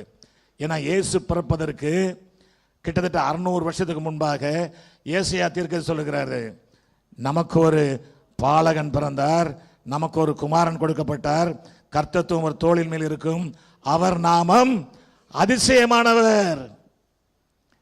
இந்த அதிசயத்தை தான் அங்க மனோவா பார்க்கிறார். ஹல்லேலூயா, ஹல்லேலூயா. ஆகவே அவருடைய ஊழியத்தில் அநேக காரியங்கள் உண்டு, அதை நாம் சரியாக தெரிந்து கொள்ள வேண்டும். அதனால தான் தாவீது சொல்றாரு, கர்த்தர் என் மேய்ப்பராய் இருக்கிறார். கர்த்தர் என் மேய்ப்பராய் இருக்கிறார். அவர் யாரை சொல்லியிருக்கணும்? கேள்வி கேட்டா பிடிக்காதுல்ல நமக்கு. ஏன் சொல்றேன்னா, நானே நல்ல மேய்ப்பன். ஹல்லேலூயா. அதாவது வேதத்தில் you should relate and see the word. நீங்க வேதத்தில் நீங்க ரிலேட் பண்ணலைன்னா வேதம் புரியாதுங்க. வேதத்தில் பழைய ஏற்பாட்டுக்கும் புதிய ஏற்பாட்டுக்கும் உள்ள தொடர்பை நீங்கள் சரியாக புரிந்து கொள்ளவில்லை என்றால் வேதம் புரியாது. கர்த்தர் என் மேய்ப்பர் அங்க சொல்றாரு, இங்க சொல்றாரு நானே நல்ல மேய்ப்பன். அங்க ஆரோனை சொல்றாரு ஆசாரியன், இங்க சொல்றாரு எபிரேயர்ல இவரே பிரதான ஆசாரியன். ஆகவே ரிலேட் பண்ணி பார்க்கணும், அப்பதான் தெரியும் நமக்கு. ரிலேட் பண்ணி பார்க்கணும். ஓகே. அவர் ஊழியம் செய்த போதெல்லாம், இயேசு இந்த பூமியில் ஊழியம் செய்த போதெல்லாம் தனிமையாக தான் ஊழியம் செஞ்சுட்டு இருந்தார் இல்லையா? நமக்கு அப்படிதான் தெரியும். ஆனா இயேசு என்ன சொல்றார் பாருங்க, நான் தனியாகவே இல்லை அப்படிங்கிறாரு. தனியாகவே இல்லைங்கிறாரு. நிறைய வசனங்கள் இருக்கிறது. உங்களுக்கு ஒரு சில வசனங்களை நான் காட்டிட்டு போகிறேன். அதாவது யோவான் 5வது அதிகாரத்தில் 38 வருஷமாக முடங்கி கிடந்த ஒரு மனிதனை அவர் எழுப்புகிறார். எழுப்பினதுக்கு அப்புறம் ஒரு பெரிய கலவரமே நடக்குது. ஏன்னா அது ஓய்வு நாள் செஞ்சிட்டாராம். அவர் ஓய்வு நாள் செஞ்சதுனால அவர் என்ன செய்ய நினைக்கிறாங்க, ஓய்வு நாளில் 38 வருஷமா படுக்கையா கிடந்த ஒரு மனிதனை எழுப்பினார் என்று அவரை குறித்து மகிழாமல் என்ன சொல்றாங்க, ஓய்வு நாள் செய்தபடினால இந்த மனுஷனை கொலை செய்யணும்னு ஆசைப்படுறாங்க. எவ்வளவு அதாங்க மதம் கூடாதுங்க. மதம் வந்துட்டு வெறி வந்துடும். அதனால கிறிஸ்தவ மதம்னு சொல்றதில்ல. நம்ம கிறிஸ்தவத்தை நம்ம என்ன சொல்றோம், மார்க்கம்னு சொல்றோம். மதம் எங்க இருக்குதோ அங்க என்ன வந்துடும், வெறி வந்துடும். வெறி வந்துட்டா கொலை தான் நடக்கும். ஏன்னா அங்கே 5வது அதிகாரத்தில், யோவான் 5வது அதிகாரத்தில் 16வது வசனத்தில் நான் படிக்கிறேன். இயேசு இவைகளை ஓய்வு நாளில் செய்தபடியால் யூதர்கள் அவரை துன்பப்படுத்தி அவரை கொலை செய்ய வகை தேடினார்கள். இயேசு அவர்களை நோக்கி ஒரு அழகான வார்த்தை சொல்ல பாருங்க. இயேசு அவர்களை நோக்கி, இதுவரைக்கும் என் பிதா இதுவரைக்கும் கிரியை செய்து வருகிறார், நானும் கிரியை செய்து வருகிறேன். என்ன சொல்றாரு, ஐ எம் நாட் அலோன். நான் தனியாக இல்லை, நான் தனியாக கிரியை செய்யல. என்னோடு கூட யார் இருக்கா, என் பிதா இருக்கிறாரு. நானும் தேவனாகிய கர்த்தர் 2 பேரும் சேர்ந்து தான் நாங்கள் இந்த ஊழியத்தை செய்து கொண்டிருக்கிறோம். இந்த 38 வருஷம் படுக்கையில் கிடந்தவனை எழுப்பணும் அப்படிங்கிறத சொல்ல வர்றாரு. அது மட்டுமல்ல, ஏன்னா உடனே என்ன சொல்றாங்க, 18வது வசனத்தில் என்ன சொல்றாங்கன்னா, இவங்க அவர் ஓய்வு நாள் கட்டளையை மீறினதும் அல்லாமல் தேவனை தம்முடைய சொந்த பிதா என்று சொல்லி தம்மை தேவனுக்கு சமமாக்கியபடியினாலே யூதர்கள் அவரை கொலை செய்யும்படி அதிகமாய் வகை தேடினார்கள். சமமாக்கிட்டாராம். அவர் எப்பவுமே சமம் தாங்க. அவர் எந்த காலகட்டத்திலையும் இயேசு பிதாவுக்கு குறைந்த இடத்தில் இல்லை, பரிசுத்த ஆவியானவர் குறைந்த இடத்திலும் இல்லை. அதை நாம் சரியாக புரிந்து கொள்ள வேண்டும். அது மட்டுமல்ல, பிதாவாகிய தேவனும் ஆண்டவராகிய இயேசு கிறிஸ்துவும் எப்பொழுதுமே தொடர்ந்து ஒரு தொடர்பில் இருந்தாங்க. They were in constant communication with each other. அதை நாம் வேதத்தில் படிக்கணும். அப்பதான் நமக்கு தெரியும். அதாவது இவர் ஏதோ எங்கேயோ இல்லை, அவரோடு கூட எப்பவுமே இருக்கிறாரு. அவங்க 2 பேரும் பேசிக்கிட்டே இருக்கிறாங்க. இந்த வசனத்தை படிச்சு பாருங்க, உங்களுக்கு புரியும். அதாவது அதே 5வது அதிகாரத்தில், யோவான் 5வது அதிகாரத்தில் 19-20 வசனங்கள் நான் உங்களுக்காக படிக்கிறேன் பாருங்க. அப்பொழுது இயேசு அவர்களை நோக்கி, மெய்யாகவே மெய்யாகவே நான் உங்களுக்கு சொல்லுகிறேன், பிதாவானவர் செய்ய குமாரன் காண்கிறது எதுவோ அதே அன்றி வேறொன்றையும் தாமாக செய்ய மாட்டார். அவர் எவைகளை செய்கிறாரோ அவைகளை குமாரனும் அந்தப்படியே செய்கிறார். பிதாவானவர் குமாரனிடத்தில் அன்பாயிருந்து தாம் செய்கிறவளை எல்லாம் அவர் காண்பிக்கிறார். நீங்கள் ஆச்சரியப்படத்தக்கதாக இவைகளை பார்க்கிலும் பெரிதான கிரியைகளையும் அவர் காண்பிப்பார். அவர் சொல்றாரு, ஐ எம் நாட் அலோன்.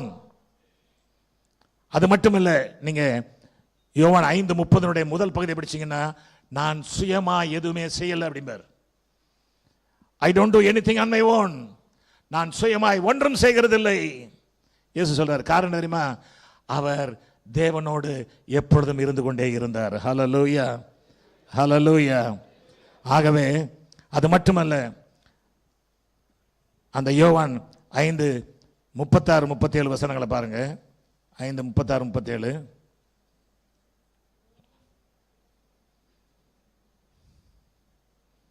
அது போடுமா? 5:36.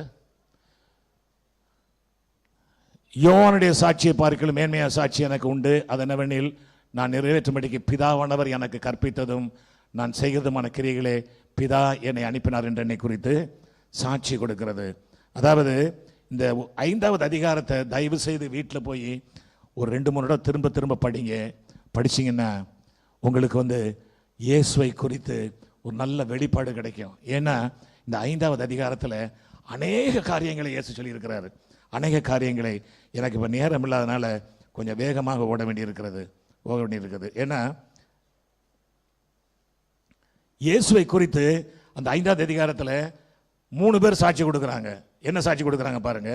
5வது அதிகாரத்தில் 32வது வசனத்தில், என்னை குறித்து சாட்சி கொடுக்கிறவர் வேறொருவர் இருக்கிறார், அவர் என்னை குறித்து கொடுக்கிற சாட்சி மெய்யான சாட்சி என்று அறிந்திருக்கிறேன். இது யாரை குறித்து பேசுறாருங்க? பரிசுத்த ஆவியானவரை குறித்து. ஏன்னா பரிசுத்த ஆவியானவர் எங்க சாட்சி கொடுக்கிறாரா? நீங்க யோவான் 16 படிச்சு பாருங்க, 13-15 வசனங்களை. சத்திய ஆவியாகிய அவர் வரும்போது சகல சத்தியத்திற்குள்ளும் உங்களை நடத்துவார். அவர் தம்முடைய சுயமாய் பேசாமல் தாம் கேள்விப்பட்டவர்கள் யாவையும் சொல்லி வரப்போகிற காரியங்களை உங்களுக்கு அறிவிப்பார். அவர் என்னுடையதில் எடுத்து உங்களுக்கு அறிவிப்பதனால் என்னை மகிமைப்படுத்துவார். அது மட்டுமல்ல, ஒரு அற்புதமான வார்த்தை அடுத்தது, பிதாவினுடையவைகள் யாவும் என்னுடையவைகள். அந்த வசனத்தை போடு தம்பி. 16-15 யோவான் 16-15 யோவான் 16-15 யோவான் 16-15 தம்பி. நீ 5:32 போட்டுக்கிட்டு இருக்கிற. பிதாவினுடையவைகள் யாவும் என்னுடையவைகள், அதனாலே அவர் என்னுடைய எடுத்து உங்களுக்கு அறிவிப்பார் என்றேன். என்ன சொல்றாரு? எனக்கும் பிதாவுக்கும் தனித்தனியா கூட்டம் கிடையாது. ஆமென். எனக்கும் அவருக்கும் வித்தியாசம் கிடையாது. நாங்க 2 பேரும் எப்படி இருக்கிறோம்? ஒரே மாதிரி இருக்கிறோம். பிதாவுடைய யாவும் என்னுடையவைகள். Whatever belongs to father it belongs to me. Whatever belongs to me it belongs to the father. அதாவது அவர்களுக்கு இருக்கிற ஒற்றுமையை அவர் திரும்ப திரும்ப நமக்கு காட்டிக்கொண்டே இருக்கிறார். அது மட்டுமல்ல, அவர் சொன்னாரு, என்னை குறித்து யோவான் சாட்சி கொடுத்தாரு. யோவான் என்ன சொன்னாரு? இதோ உலகத்தின் பாவங்களை சுமந்து தீர்க்கும் தேவ ஆட்டுக்குட்டின்னு சொன்னாரு. ஆனா அந்த சாட்சி எனக்கு வேண்டாம். என்னை குறித்து யார் சாட்சி சொல்லுவா? பரிசுத்த ஆவியானவர் சாட்சி சொல்லுவாரு. அதுக்கப்புறம் அவர் சொல்றாரு, என் கிரியைகளே எனக்கு சாட்சி சொல்லுது. அதாவது 5வது அதிகாரம் 36வது வசனத்துடைய ஒரு பகுதியை படிக்கிறேன். யோவானுடைய சாட்சியை பார்க்கிலும் மேன்மையான சாட்சி எனக்கு உண்டு. அது என்னவெனில், நான் நிறைவேற்றும்படிக்கு பிதாவானவர் எனக்கு கற்பித்ததும் நான் செய்து வருமான கிரியைகளை பிதா என்னை அனுப்பினார் என்று என்னை குறித்து சாட்சி கொடுக்கிறது. என்னை அனுப்பின பிதா தாமே என்னை குறித்து சாட்சி கொடுத்திருக்கிறார். நீங்கள் ஒரு காலம் அவர் சத்தத்தை கேட்டதில்லை, அவர் ரூபத்தை கண்டதும் இல்லை. என்ன சொல்றாருங்க அவரு? பிதா என்னை குறித்து சாட்சி கொடுத்திருக்கிறார் சொல்றாரு. பிதா எங்கெங்க சாட்சி கொடுத்தாரு? எல்லாம் அப்படியே முழிங்க. ஏன்னா மத்தேயு 3:16-17 பாருங்க. இயேசு ஞானஸ்நானம் பெற்று ஜலத்தில் இருந்து கரையேறின உடனே இதே வானம் அவருக்கு திறக்கப்பட்டது.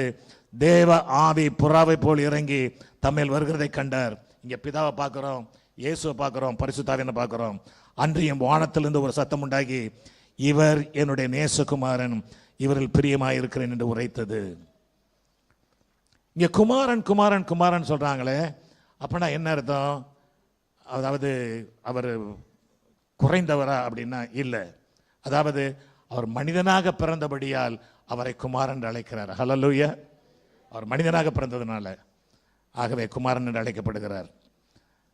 அது மட்டுமல்ல, மத்தேயு 17:5 படிச்சு பாருங்க. பேதுரு பேசிக்கிட்டே இருக்காரு அந்த மறு மலையில. அவங்க 3 பேரும் போயிட்டாங்க. அவன் பேசுகையில் ஒளியுள்ள ஒரு மேகம் அவர்கள் மேல் நிலைத்தது. இவர் என்னுடைய நேசகுமாரன், இவர்கள் பிரியமாய் இருக்கிறேன், இவருக்கு செவி கொடுங்கள் என்று அந்த மேகத்தில் ஒரு சத்தம் உண்டாயிற்று. ஆகவே வேதத்தில் சாட்சி கொடுக்கிறாங்க, மனிதர்கள் சாட்சி கொடுக்கிறாங்க, பரிசுத்தாவியான சாட்சி கொடுக்கிறாரு, பிதாவான சாட்சி கொடுக்கிறாரு. ஏன்னா அதுக்கப்புறம் வேதமே சாட்சி கொடுக்குது பாருங்க. வேதமே சாட்சி கொடுக்குது இயேசுவை பத்தி. 5:39 படிச்சு பாருங்க. யோவான் 5:39. வேத வாக்கியங்களை ஆராய்ந்து பாருங்கள், அவைகளால் உங்களுக்கு நித்திய ஜீவன் உண்டென்று எண்ணுகிறீர்களே, என்னை குறித்து சாட்சி கொடுக்கிறவைகளும் அவைகளே. வேதம் ஃபுல்லா இயேசுவை குறித்து சாட்சி தாங்க. வேதம் ஃபுல்லா இயேசுவை குறித்து சாட்சி தான் நிறைய வெளிவந்துகிட்டு இருக்குது. ஆகவே இந்த இயேசுவை நாம் சரியாக அடையாளம் கொண்டு வேண்டும். நான் சொல்ல வந்த கருத்துக்களை வேற, பரிசுத்த ஆவியானவர் என்னை வேறு மாதிரி நடத்துனதுனால நான் வேறு காரியங்களை எழுத வேண்டி ஆயிடுச்சு. இப்பவும் ஒரு சில காரியங்களை சொல்ல விரும்புகிறேன். அதாவது, கேன் வி வர்ஷிப் ஜீசஸ்? நிறைய பேர் சொல்லுவாங்க பிதாவை தான் வழிபடணும். யெகோவா விட்னஸ் என்ற ஒரு கல்ட்டை தான் சொல்லும். இயேசுவானவர் ஒரு தூதன். அவரை யாருக்கு ஒப்பிடுவாங்கன்னா மிகாவேலுக்கு ஒப்பிடுவாங்க. யாரு? அந்த யெகோவா விட்னஸ்காரங்க மிகாவேலுக்கு ஒப்பிடுவாங்க. அவர் ஒரு அதிபதி அப்படின்னு. இயேசுவை அதிபதியாக கண்டதுனால அவர் அதிபதினு சொல்லுவாங்க. அவர் அப்படி அல்ல. அவர் துவக்க முதல் பிதா, குமாரன், பரிசுத்த ஆவியானவர் என்று அழைக்கப்படுகிற திரியேக தேவனில் ஒரு தேவனாக அவர் இருக்கிறார். இந்த ரகசியம் நமக்கு புரியாது. இந்த ரகசியம் நான் இங்கே பேசிக்கிட்டு இருக்கேன், எனக்கு எல்லாம் தெரியுமானா எனக்கு தெரியாது. காரணம், ரகசியம் யாருதுங்க? ரகசியம் யாருடையது? கர்த்தருடையது. உபாகமம் 29:29 படிங்க. உபாகமம் 29:29. அதனால ரொம்ப போய் நீங்க எல்லாத்தையும் தேடி பாருங்களேன். மறைவானவைகள் நம்முடைய தேவனாகிய கர்த்தருக்கே உரியவைகள். வெளிப்படுத்தப்பட்டவைகளோ இந்த நியாயப்பிரமாணத்தின் வார்த்தைகளின்படி எல்லாம் செய்யும்படி நமக்கும் நம்முடைய பிள்ளைகளுக்கும் என்னைக்கும் உரியவைகள். மறைவானவைகள் வேதத்தில் இருக்குது. அந்த மறைவானவைகளை அறிந்து கொள்ள நாம் எதுக்கும் துடிக்க வேண்டாம். தெரிந்து கொள்வோம். சில காரியங்களை தெரிந்து கொள்வோம். இன்னைக்கு நிறைய பேர் பாருங்களேன், அநேக பைபிள் ஸ்காலர்ஸ் கீழே விழுந்துட்டாங்க. எப்படி தெரியுமா? ஆண்டவர் இன்னைக்கு வந்துருவார்னு சொல்லி நிறைய பேர் கீழே விழுந்துட்டாங்க. தெரியாது. சில காரியங்கள் நமக்கு புரியாது, அதை கணக்கிடவும் முடியாது. ஆகவே மறைவான காரியங்கள் உண்டு, அவைகளை பற்றி நாம் கவலைப்பட வேண்டாம். இப்போ நான் கேள்வி கேட்டேன், ஆண்டவரை யாரெல்லாம் வேதத்தில் பழைய ஏற்பாட்டில் அவரை வழிபடுகிறார்கள் என்பதை காட்ட நான் விரும்புகிறேன். ஏன்னா இதில் நம்ம சரியாக எடுத்து சொல்லணும். நான் எதுக்காக இதை திரும்ப சொல்கிறேன் என்றால், மற்றவர்களுக்கு விசேஷமாக இஸ்லாமிய சகோதரர்களுக்கு நீங்கள் சொல்லும் பொழுது இதை சொன்னீங்கன்னா அவங்களுக்கு புரியும் நினைக்கிறேன். இதை சொல்லும் பொழுது வேதத்தில் எப்படி எழுதியிருக்கிறதுன்னு பாருங்களேன். யோசுவா புஸ்தகத்தில் 5வது அதிகாரத்தில் 13, 15 இந்த வசனங்களை நான் படிக்கிறேன். அதில் கொஞ்சம் யோசித்து பாருங்க. பின்னும் யோசுவா எரிகோவின் வெளியிலிருந்து தன் கண்களை ஏறெடுத்து பார்க்கும் பொழுது இதோ ஒருவர் அவனுக்கு எதிரே நின்றார். உருவின பட்டயம் அவர் கையில் இருந்தது.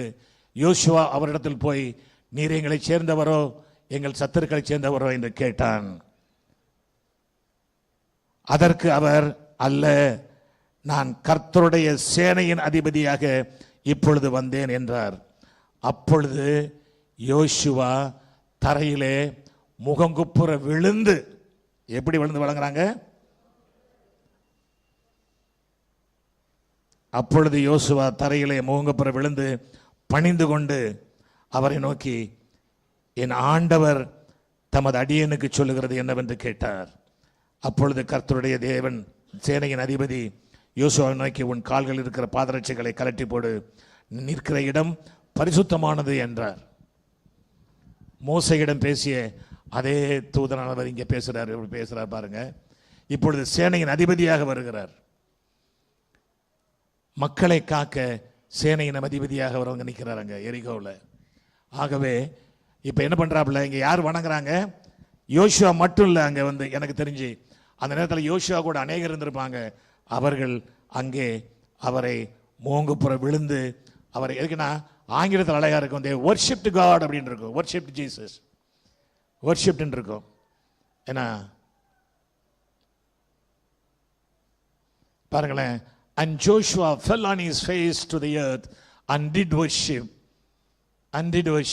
and said unto him, what said my Lord unto his servant? அங்க ஆராதிக்கிறாருங்க. அதாவது பழைய ஏற்பாட்டிலேயே இயேசுவை ஆராதித்ததை உங்களுக்கு நான் சொல்ல விரும்பி கொண்டு வருகிறேன். புதிய ஏற்பாட்டில் பாருங்களேன், மார்க் 5வது அதிகாரம், மார்க் 5வது அதிகாரம் 6வது வசனத்தை நான் படிக்கிறேன். இது ஒரு யார்? இது யாருன்னா 6000 பேய்கள், யாருங்க அது? லேகியோன். என்ன சொல்றாப்புல? அவன் இயேசுவை தூரத்திலே கண்டபோது ஓடி வந்து அவரை பணிந்து கொண்டு, ஆங்கிலத்தில் படிச்சு பாருங்களேன். But when he saw Jesus afar off, he ran and worshipped him.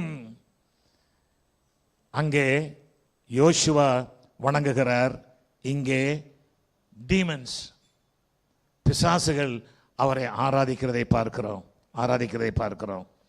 அது மட்டுமல்ல, யோவான் 9வது அதிகாரம் 38வது வசனத்துக்கு வந்தீங்கன்னா, இயேசு ஒரு பார்வையற்றவனுக்கு பார்வையை கொடுக்கிறார். பார்வையை கொடுத்த உடனே அவருக்கு தெரியல யாரு சுகப்படுத்தினாங்கன்னு. பேசி முடிச்சுட்டு கடைசியில் வந்து சொல்றாரு, அவனை பார்த்து சொல்றாரு, நீ விசுவாசிக்கிறான்னு கேட்கிறாரு. உடனே அவன் 37வது வசனத்தை போடு தம்பி, 37 போடுங்க, 9:37. இயேசு அவனை நோக்கி, நீ அவரை கண்டிருக்கிறாய், உன்னுடனே பேசுகிறவர் அவர்தான் என்றார். உடனே 38 அவர் சொல்றாரு, ஆண்டவரே விசுவாசிக்கிறேன் என்று சொல்லி அவரை பணிந்து கொண்டான். and he said, Lord, I believe, and he worshipped him. அங்க பாருங்க, பார்வையை பெற்ற மனிதன் அங்கே ஆண்டவரை ஆராதிக்கிறதை பார்க்க முடியுது. அது மட்டுமல்ல, மத்தேயு 14:33 இப்படி சொல்லுகிறது. 14:33, படகுல பெரிய காற்று வந்துருச்சு. பேதுரு வந்து நடக்கிறேன் அப்படின்னாரு, வா அப்படின்னு சொல்லிட்டாரு. பேதுரும் போனாரு. பேதுரும் போயாச்சு. பாதியில் சந்தேகத்தில் அவர் விழுந்துட்டாரு. ஏன் சந்தேகப்பட்டார்? அவர் தூக்கி அவரை கொண்டு போய் கரையில், அதாவது படகுல சேர்க்குறாங்க. சேர்த்ததுக்கு அப்புறம் அப்பொழுது படவில் உள்ளவர்கள் வந்து 33வது வசனத்தை நான் படிக்கிறேன். 14:33, படவில் உள்ளவர்கள் வந்து மெய்யாகவே நீர் தேவனுடைய குமாரன் என்று சொல்லி அவரை பணிந்து கொண்டார்கள். பணிந்து கொண்டாருங்கிற வார்த்தை பூரா வந்து தவறான டிரான்ஸ்லேஷன். அவரை ஆராதித்தார்கள் தான் இருக்கணும். அங்கதான் அப்படிதான், எல்லாமே ஆங்கிலத்தில் அப்படிதான் இருக்குது. Then they that were in the ship came and worshipped him. இந்த வார்த்தைகள் இல்லாதனால தான் நம்ம வந்து சரியா புரிந்து கொள்ளாம இருக்கிறோம். அங்கே அவரை ஆராதிக்கிறார்கள். அது மட்டுமல்ல, ஒரு நாள் பரலோகத்தில் இருக்கிற அத்தனை தேவதூதர்களை ஆண்டவர் கீழே வர சொல்றாரு. ஒரு தூதன் கூட அங்க இருக்கக்கூடாது. எங்க பரலோகத்தில் கூட எல்லாரும் கீழே வந்துடணும். யார் ஆராதிக்க? இயேசுவை. படிச்சு பாருங்க, எபிரேயர் 1:6 படிங்களேன். எபிரேயர் 1:6 படிங்க. எபிரேயர் 1:6. மேலும் தமது முதற்பெணர் உலகத்தில் பிரவேசிக்க செய்த பொழுது தேவதூதர் யாவரும் அவரை தொழுது கொள்ள கடவர்கள் என்றார். ஆகவே எல்லா தூதர்கள், அதனால வந்து பாடுறாங்க. எங்க லூக்கால பார்க்கிறோம் இல்லையா, 2வது அதிகாரத்தில் 14-15 வசனங்கள்ல, உன்னதத்திலே தேவனுக்கு மகிமையும் பூமியிலே சமாதானம் உண்டாதுனார். ஆராதிக்கிறாங்க. யார? இயேசுவை ஆராதிக்க பரலோக கூட்டமே இறங்கி வந்து விடுகிறது. ஹல்லேலூயா.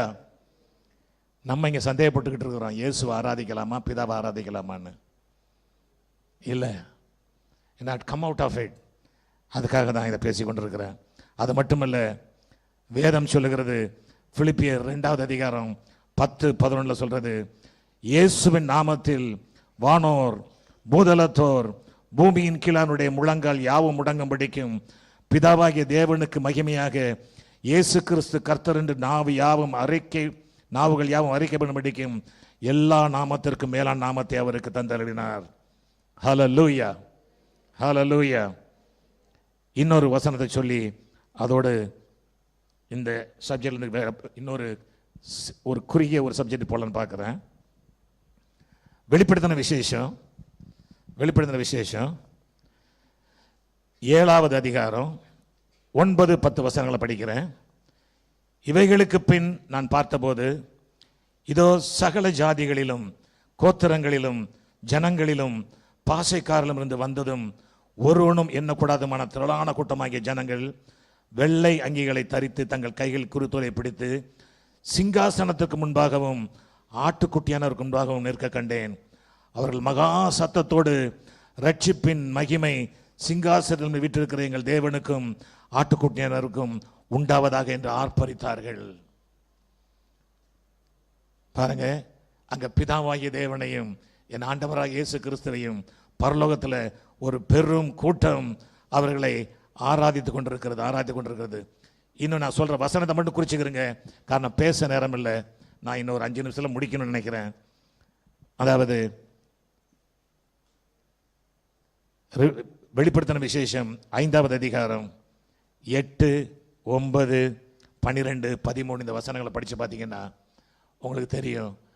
அங்கே அந்த வசனத்தை அப்படியே படிச்சிருவோமே, 8 படிச்சிருவோமே. அவர் புஸ்தகத்தை அவர் வாங்கின போது அந்த 4 ஜீவன்களும் 24 மூப்பர்களும் தங்கள் தங்கள் சுரமண்டலங்களையும் பரிசுத்தவான்களுடைய ஜெபங்களாகிய தூப வர்க்கத்தால் நிறைந்த பொற்கலசங்களை பிடித்துக்கொண்டு ஆட்டுக்குண்டியார் முன்பாக வணக்கமாய் விழுந்து they worshipped him. வணக்கமாய் விழுந்து அங்கே worship பண்றாங்க. எதுக்கு சொல்ல வரேன்னா, அவரை வானோர் பூதலத்தோர் பூமியின் கீழானோர் சர்வ சிருஷ்டியும் அவரை நமஸ்கரித்தது, ஸ்தோத்தரித்தது. ஹல்லேலூயா. அவர் துதிகளுக்கு பாத்திரர், அவர் துதிகளில் பிரியப்படுகிறவர், துதிகளில் மகிமைப்படத்தக்கவர் அவர். ஆகவே அவரை நாம் புரிந்து கொள்ள வேண்டும், அவரை புரிந்து கொள்ள வேண்டும். ஏன்னா வேதம் தெளிவாக சொல்லுது. நான் அந்த வசனங்களை நான் விட்டுட்டு நான் போயிட்டு இருக்கிறேன். வேதம் தெளிவாக சொல்லுது. ரோமர் 9வது அதிகாரம் 5வது வசனத்தில் ஆண்டவர் அவரை குறித்து வேதம் சாட்சி கொடுக்கிறது. பிதாக்கள் அவர்களுடையவர்களே, மாசந்தன்படி கிறிஸ்துவும் அவர்கள் பிறந்தாரே, இவர் என்றென்றைக்கும் ஸ்தோத்திரிக்கப்பட்ட சர்வத்திற்கு மேலான தேவன். ஆமென். வேதம் இயேசுவை குறித்து கொடுக்கிற சாட்சி, வேதம் இயேசுவை குறித்து கொடுக்கிற சாட்சி.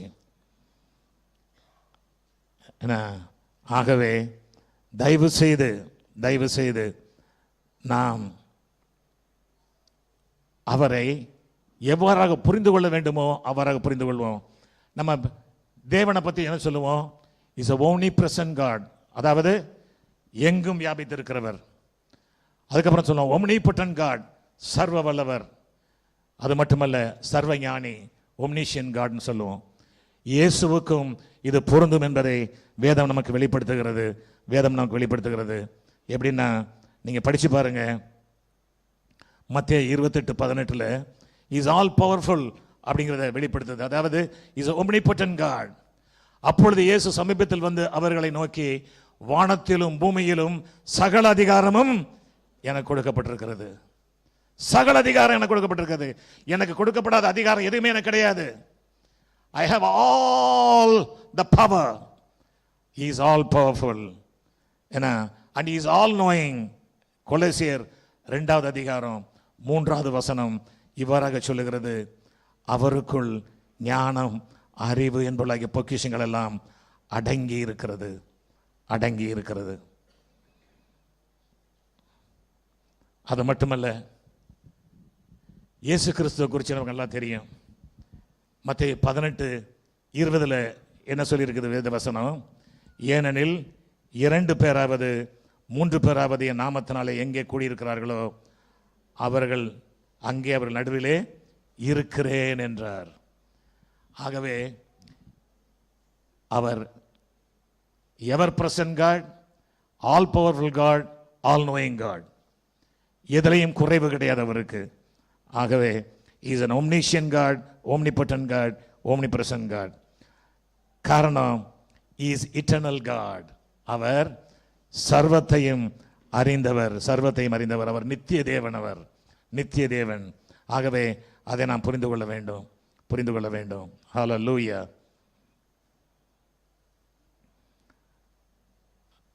அவர் நித்திய தேவன் என்பதை இந்த வசனத்தில் பார்த்துக்கலாம். இதுக்கு நான் முதல் படித்த வசனம் திரும்ப படிக்க விரும்புகிறேன். யோவான் 1:1-2 ஆதியிலே வார்த்தை இருந்தது, அந்த வார்த்தை தேவனிடத்தில் இருந்தது, அந்த வார்த்தை தேவனாக இருந்தது, அவர் ஆதியிலே தேவனோடு இருந்தார். 15வது வசனம் கொடுக்கிறேன்.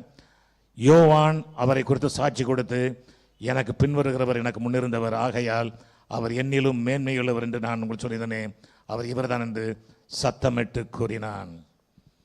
இவைகளை எல்லாம் சொல்லிட்டு இப்போ நான் ஒரே ஒரு வசனம் சொல்லி முடிக்க விரும்புகிறேன். இந்த 3 ஆள் தத்துவங்கள் ஒன்றா இருக்குது, குழம்பிக்கிட்டு இருக்கிறோம் இல்லையா? இது வேதத்தில் இருக்குதா அப்படின்னா இருக்குதுங்க. அதாவது தமிழில் தேவத்துவம்னு இருக்கும். தேவத்துவம்ன்ற வார்த்தை it speaks about Godhead. காட் ஹெட்னு சொல்லும் பொழுது அது பன்மையை குறிக்கிறது, பல பேரை குறிக்கிறது, அதாவது ஒன்றுக்கு மேற்பட்டவர்களை குறிக்கிறது. இந்த தேவத்துவங்கிற வார்த்தை வேதத்தில் 3 இடத்துல வருது. கிங் ஜேம்ஸ் வெர்ஷன்ல 3 இடத்துல வருது, மற்ற இடத்துல 2 இடத்துல இருக்குது. எங்க நான் கொலோசியர் 2:9 இந்த வசனம் வருது. எப்படி சொல்லுதுன்னா, ஏனென்றால் தேவத்துவத்தின் பரிபூர்ணமெல்லாம் சரீரப்பிரகமாக அவருக்குள் வாசமாயிருக்கிறது. தேவத்துவத்தின் பரிபூர்ணமெல்லாம், தேவத்தின் பரிபூர்ணமெல்லாம் சரீரப்பிரகமாக அவருக்குள் வாசமாயிருக்கிறது. ஏன்னா காட் ஹெட், அந்த பார்த்தீங்களா, காட் ஹெட் என்பது பாருங்க, அதை வாசனை படிக்கணும். For in him dwelleth all the fullness of Godhead bodily. Godhead ன்னு சொல்லும் போது நமக்கு தெரியும் அவர் தனிமையாக மட்டும் இல்லை. He is not a single God. They are three persons in one Godhead. இந்த வசனம் தான் நமக்கு விளக்கத்தை கொடுக்கிறது. அதாவது எப்படி 3 பேர் ஒன்றாக இருக்கிறார் என்று. இந்த வசனம் எங்கேயும் வரும், நான் ரோமர் 1:20 வரும். கிங் ஜேம்ஸ் வருஷன் படிச்சீங்கன்னா, ஏனென்றால் காணப்படாதவரை அவருடைய நித்திய வல்லமை தேவத்துவம் என்பவைகள்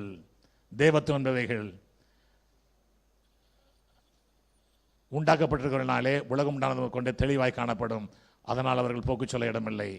எதுக்கு சொல்ல வரேன்னா, அந்த தேவத்துவம் என்ற வார்த்தை வருகிற இடத்துல எல்லாம் it speaks about plural god, அதாவது ஒன்றல்ல 2, 3 பேரை குறிக்கிறது.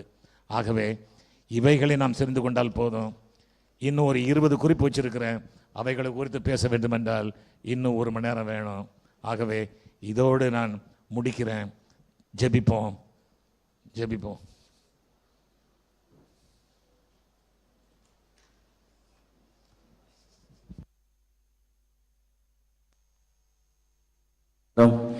எழும்பி நிற்போம் ஆண்டவருடைய அற்புதமான கிருபைகளுக்காக. ஹல்லேலூயா. mighty God, yes mighty God, mighty Jesus. கர்த்தருடைய அற்புதமான கிருபைகளுக்காக சத்தத்தை உயர்த்தி கர்த்தரை ஸ்தோத்திரம் பண்ணலாமா? நல்ல வாயை திறந்து சத்தத்தை உயர்த்தி, பிதாவாகிய தேவன், குமாரனாகிய தேவன், பரிசுத்த ஆவியானவராகிய தேவனை நல்ல சத்தத்தை உயர்த்தி கர்த்தரை ஸ்தோத்திரம் பண்ணலாமா? ஸ்தோத்திரம், ஸ்தோத்திரம், ஸ்தோத்திரம். ஹல்லேலூயா. பிதா, குமாரன், பரிசுத்த ஆவியானவராம் திரித்துவ தேவனை ஸ்தோத்தரிப்போம். பிதா, குமாரன், பரிசுத்த ஆவியானவராம் திரித்துவ தேவனை துதித்திடுவோம். நித்தியத்தின் மகிமை பிரகாசத்தில் சேரக்கூடாத ஒளிதனில், நித்தியத்தின் மகிமை பிரகாசத்தில் சேரக்கூடாத ஒளிதனில், 3இல் ஒன்றாய் ஜொலித்திடு பரமபிதாவை ஸ்தோத்தரிப்போம். 3இல் ஒன்றாய் ஜொலித்திடு பரமபிதாவை ஸ்தோத்தரிப்போம். பிதா, குமாரன், பரிசுத்த ஆவியானவராம் திரித்துவ தேவனை துதித்திடுவோம். பிதா, குமாரன், பரிசுத்த ஆவியானவராம் திரித்துவ தேவனை துதித்திடுவோம். நல்ல ஒரு பெரிய கரகோஷம் கொடுத்து கர்த்தருடைய அற்புதமான வார்த்தைகளுக்காக உமக்கு கோடான கோடி ஸ்தோத்திரம். உம்முடைய வேதத்தில் உள்ள மகத்துவங்களை நான் பார்க்கும்படி என் கண்களை திறந்தருளும் என்று சங்கீதக்காரர் சொல்வது போல, ஆண்டவரே, திரியேக தேவனாகிய உம்மை நாங்கள் ஆராதிப்பது எத்தனை பெரிய ஸ்லாக்கியம். ஹல்லேலூயா. கர்த்தருடைய வார்த்தைக்காக நல்ல சத்தத்தை கர்த்தரை ஸ்தோத்திரம் பண்ணலாமா? ஸ்தோத்திரம், ஸ்தோத்திரம். கிருபையின் தேவனே, உம்முடைய அற்புதமான அனுகிரகம். ஹல்லேலூயா. ஆண்டவரே, எத்தனை ஆச்சரியமானது. ஆண்டவரே, மை துதிக்கிறோம். நீர் ஆலோசனையில் மகத்துவமானவரா என்பதை பரிசுத்த வேதம் சொல்கிறதுக்காக நன்றி. கர்த்தருடைய ஆவியானவருடைய கிருபை தொடர்ந்து எங்களோடு கூட இடைபடுவீராக. துதிகன மகிமையாவும் உமக்கு ஒருவருக்கே செலுத்துகிறோம். மீட்பர் மூலம் ஜெபம் கேளும் எங்கள் ஜீவனுள்ள நல்ல பிதாவே. சத்தமா ஆமென் சொல்லுங்க. வாலிபர்களை குறித்த ஒரு சின்ன அனௌன்ஸ்மெண்ட்டுக்கு பிறகு இந்த கூட்டத்தை நாம் முடிக்கிறோம். ஹல்லேலூயா. தாமதமாக சொல்வதற்கு மன்னிக்கவும். யாவரும் அறிந்தபடி வருகிற வாரத்திலிருந்து செப்டம்பர் 1st வீக்லேருந்து யூத் சர்வீஸ் 2 சர்வீஸாக நடைபெறும். முதல் ஆராதனை 9 மணிக்கும் இதொண்டாம் ஆராதனை வழக்கம் போல் 11:30க்கும் நடைபெறும். யங் கப்புள்ஸாக இருக்கிறவங்களும் நாங்கள் யூத் சர்வீஸ்க்கு வெல்கம் பண்ணுறோம். You can feel free to join us. And then கடைசி அனௌன்ஸ்மெண்ட்டாக இப்போ சண்டே கிளாஸ்லேருந்து யூத்துக்கு வர விருப்பம் உள்ள பசங்களும் ஜாயின் பண்ணலாம். அவங்களுக்கு நாங்கள் புக்கு அவைலபிளாக இருக்குது. நீங்கள் சண்டே கிளாஸில் புக்கு வாங்கியிருந்தாலும் யூத்துக்கான புக்கை நீங்கள் வாங்கி கொள்ளும்படி கேட்டுக்கொள்கிறோம். அதே போல் யூத்துக்கும் எங்களோட ஸ்டடி பிளான் புக்ஸ் அவைலபிளாக இருக்குது. அதை நீங்கள் வாங்கி கொள்ளும்படி தாழ்மையுடன் கேட்டுக்கொள்கிறோம். நன்றி. ஜீசஸ். சேர்ந்து சொல்வோம். என் ஆத்துமாவே கர்த்தரை ஸ்தோத்திரி, என் முழுவதுமே அவருடைய பரிசுத்த நாமத்தை ஸ்தோத்திரி. என் ஆத்துமாவே கர்த்தரை ஸ்தோத்திரி, கர்த்தர் செய்த சகல உபகாரங்களை மறவாதே. ஆமென். பிதா, குமாரன், பரிசுத்த ஆவியானவராகிய திரியேக தேவனுடைய அனுக்கிரகமும் அரவணைப்பும் ஆசீர்வாதமும் இன்றும் என்றும் சதா நாட்கள் நம் அனைவரோடும் இப்பொழுதும் எப்பொழுதும் இருப்பதாக. ஆமென். ஹல்லேலூயா, ஹல்லேலூயா, ஹல்லேலூயா. கர்த்தர் உங்களை ஆசீர்வதிப்பாராக. எல்லாரும் ஒருவருக்கொருவர் வாழ்த்து செல்லுங்கள். ஆண்டவருடைய கிருபை உங்கள் அனைவரோடும் கூட இருப்பதாக. மாலை ஆராதனை சரியாக நமக்கு 6:30 மணிக்கு உண்டு. கர்த்தர் உங்களை ஆசீர்வதிப்பாராக.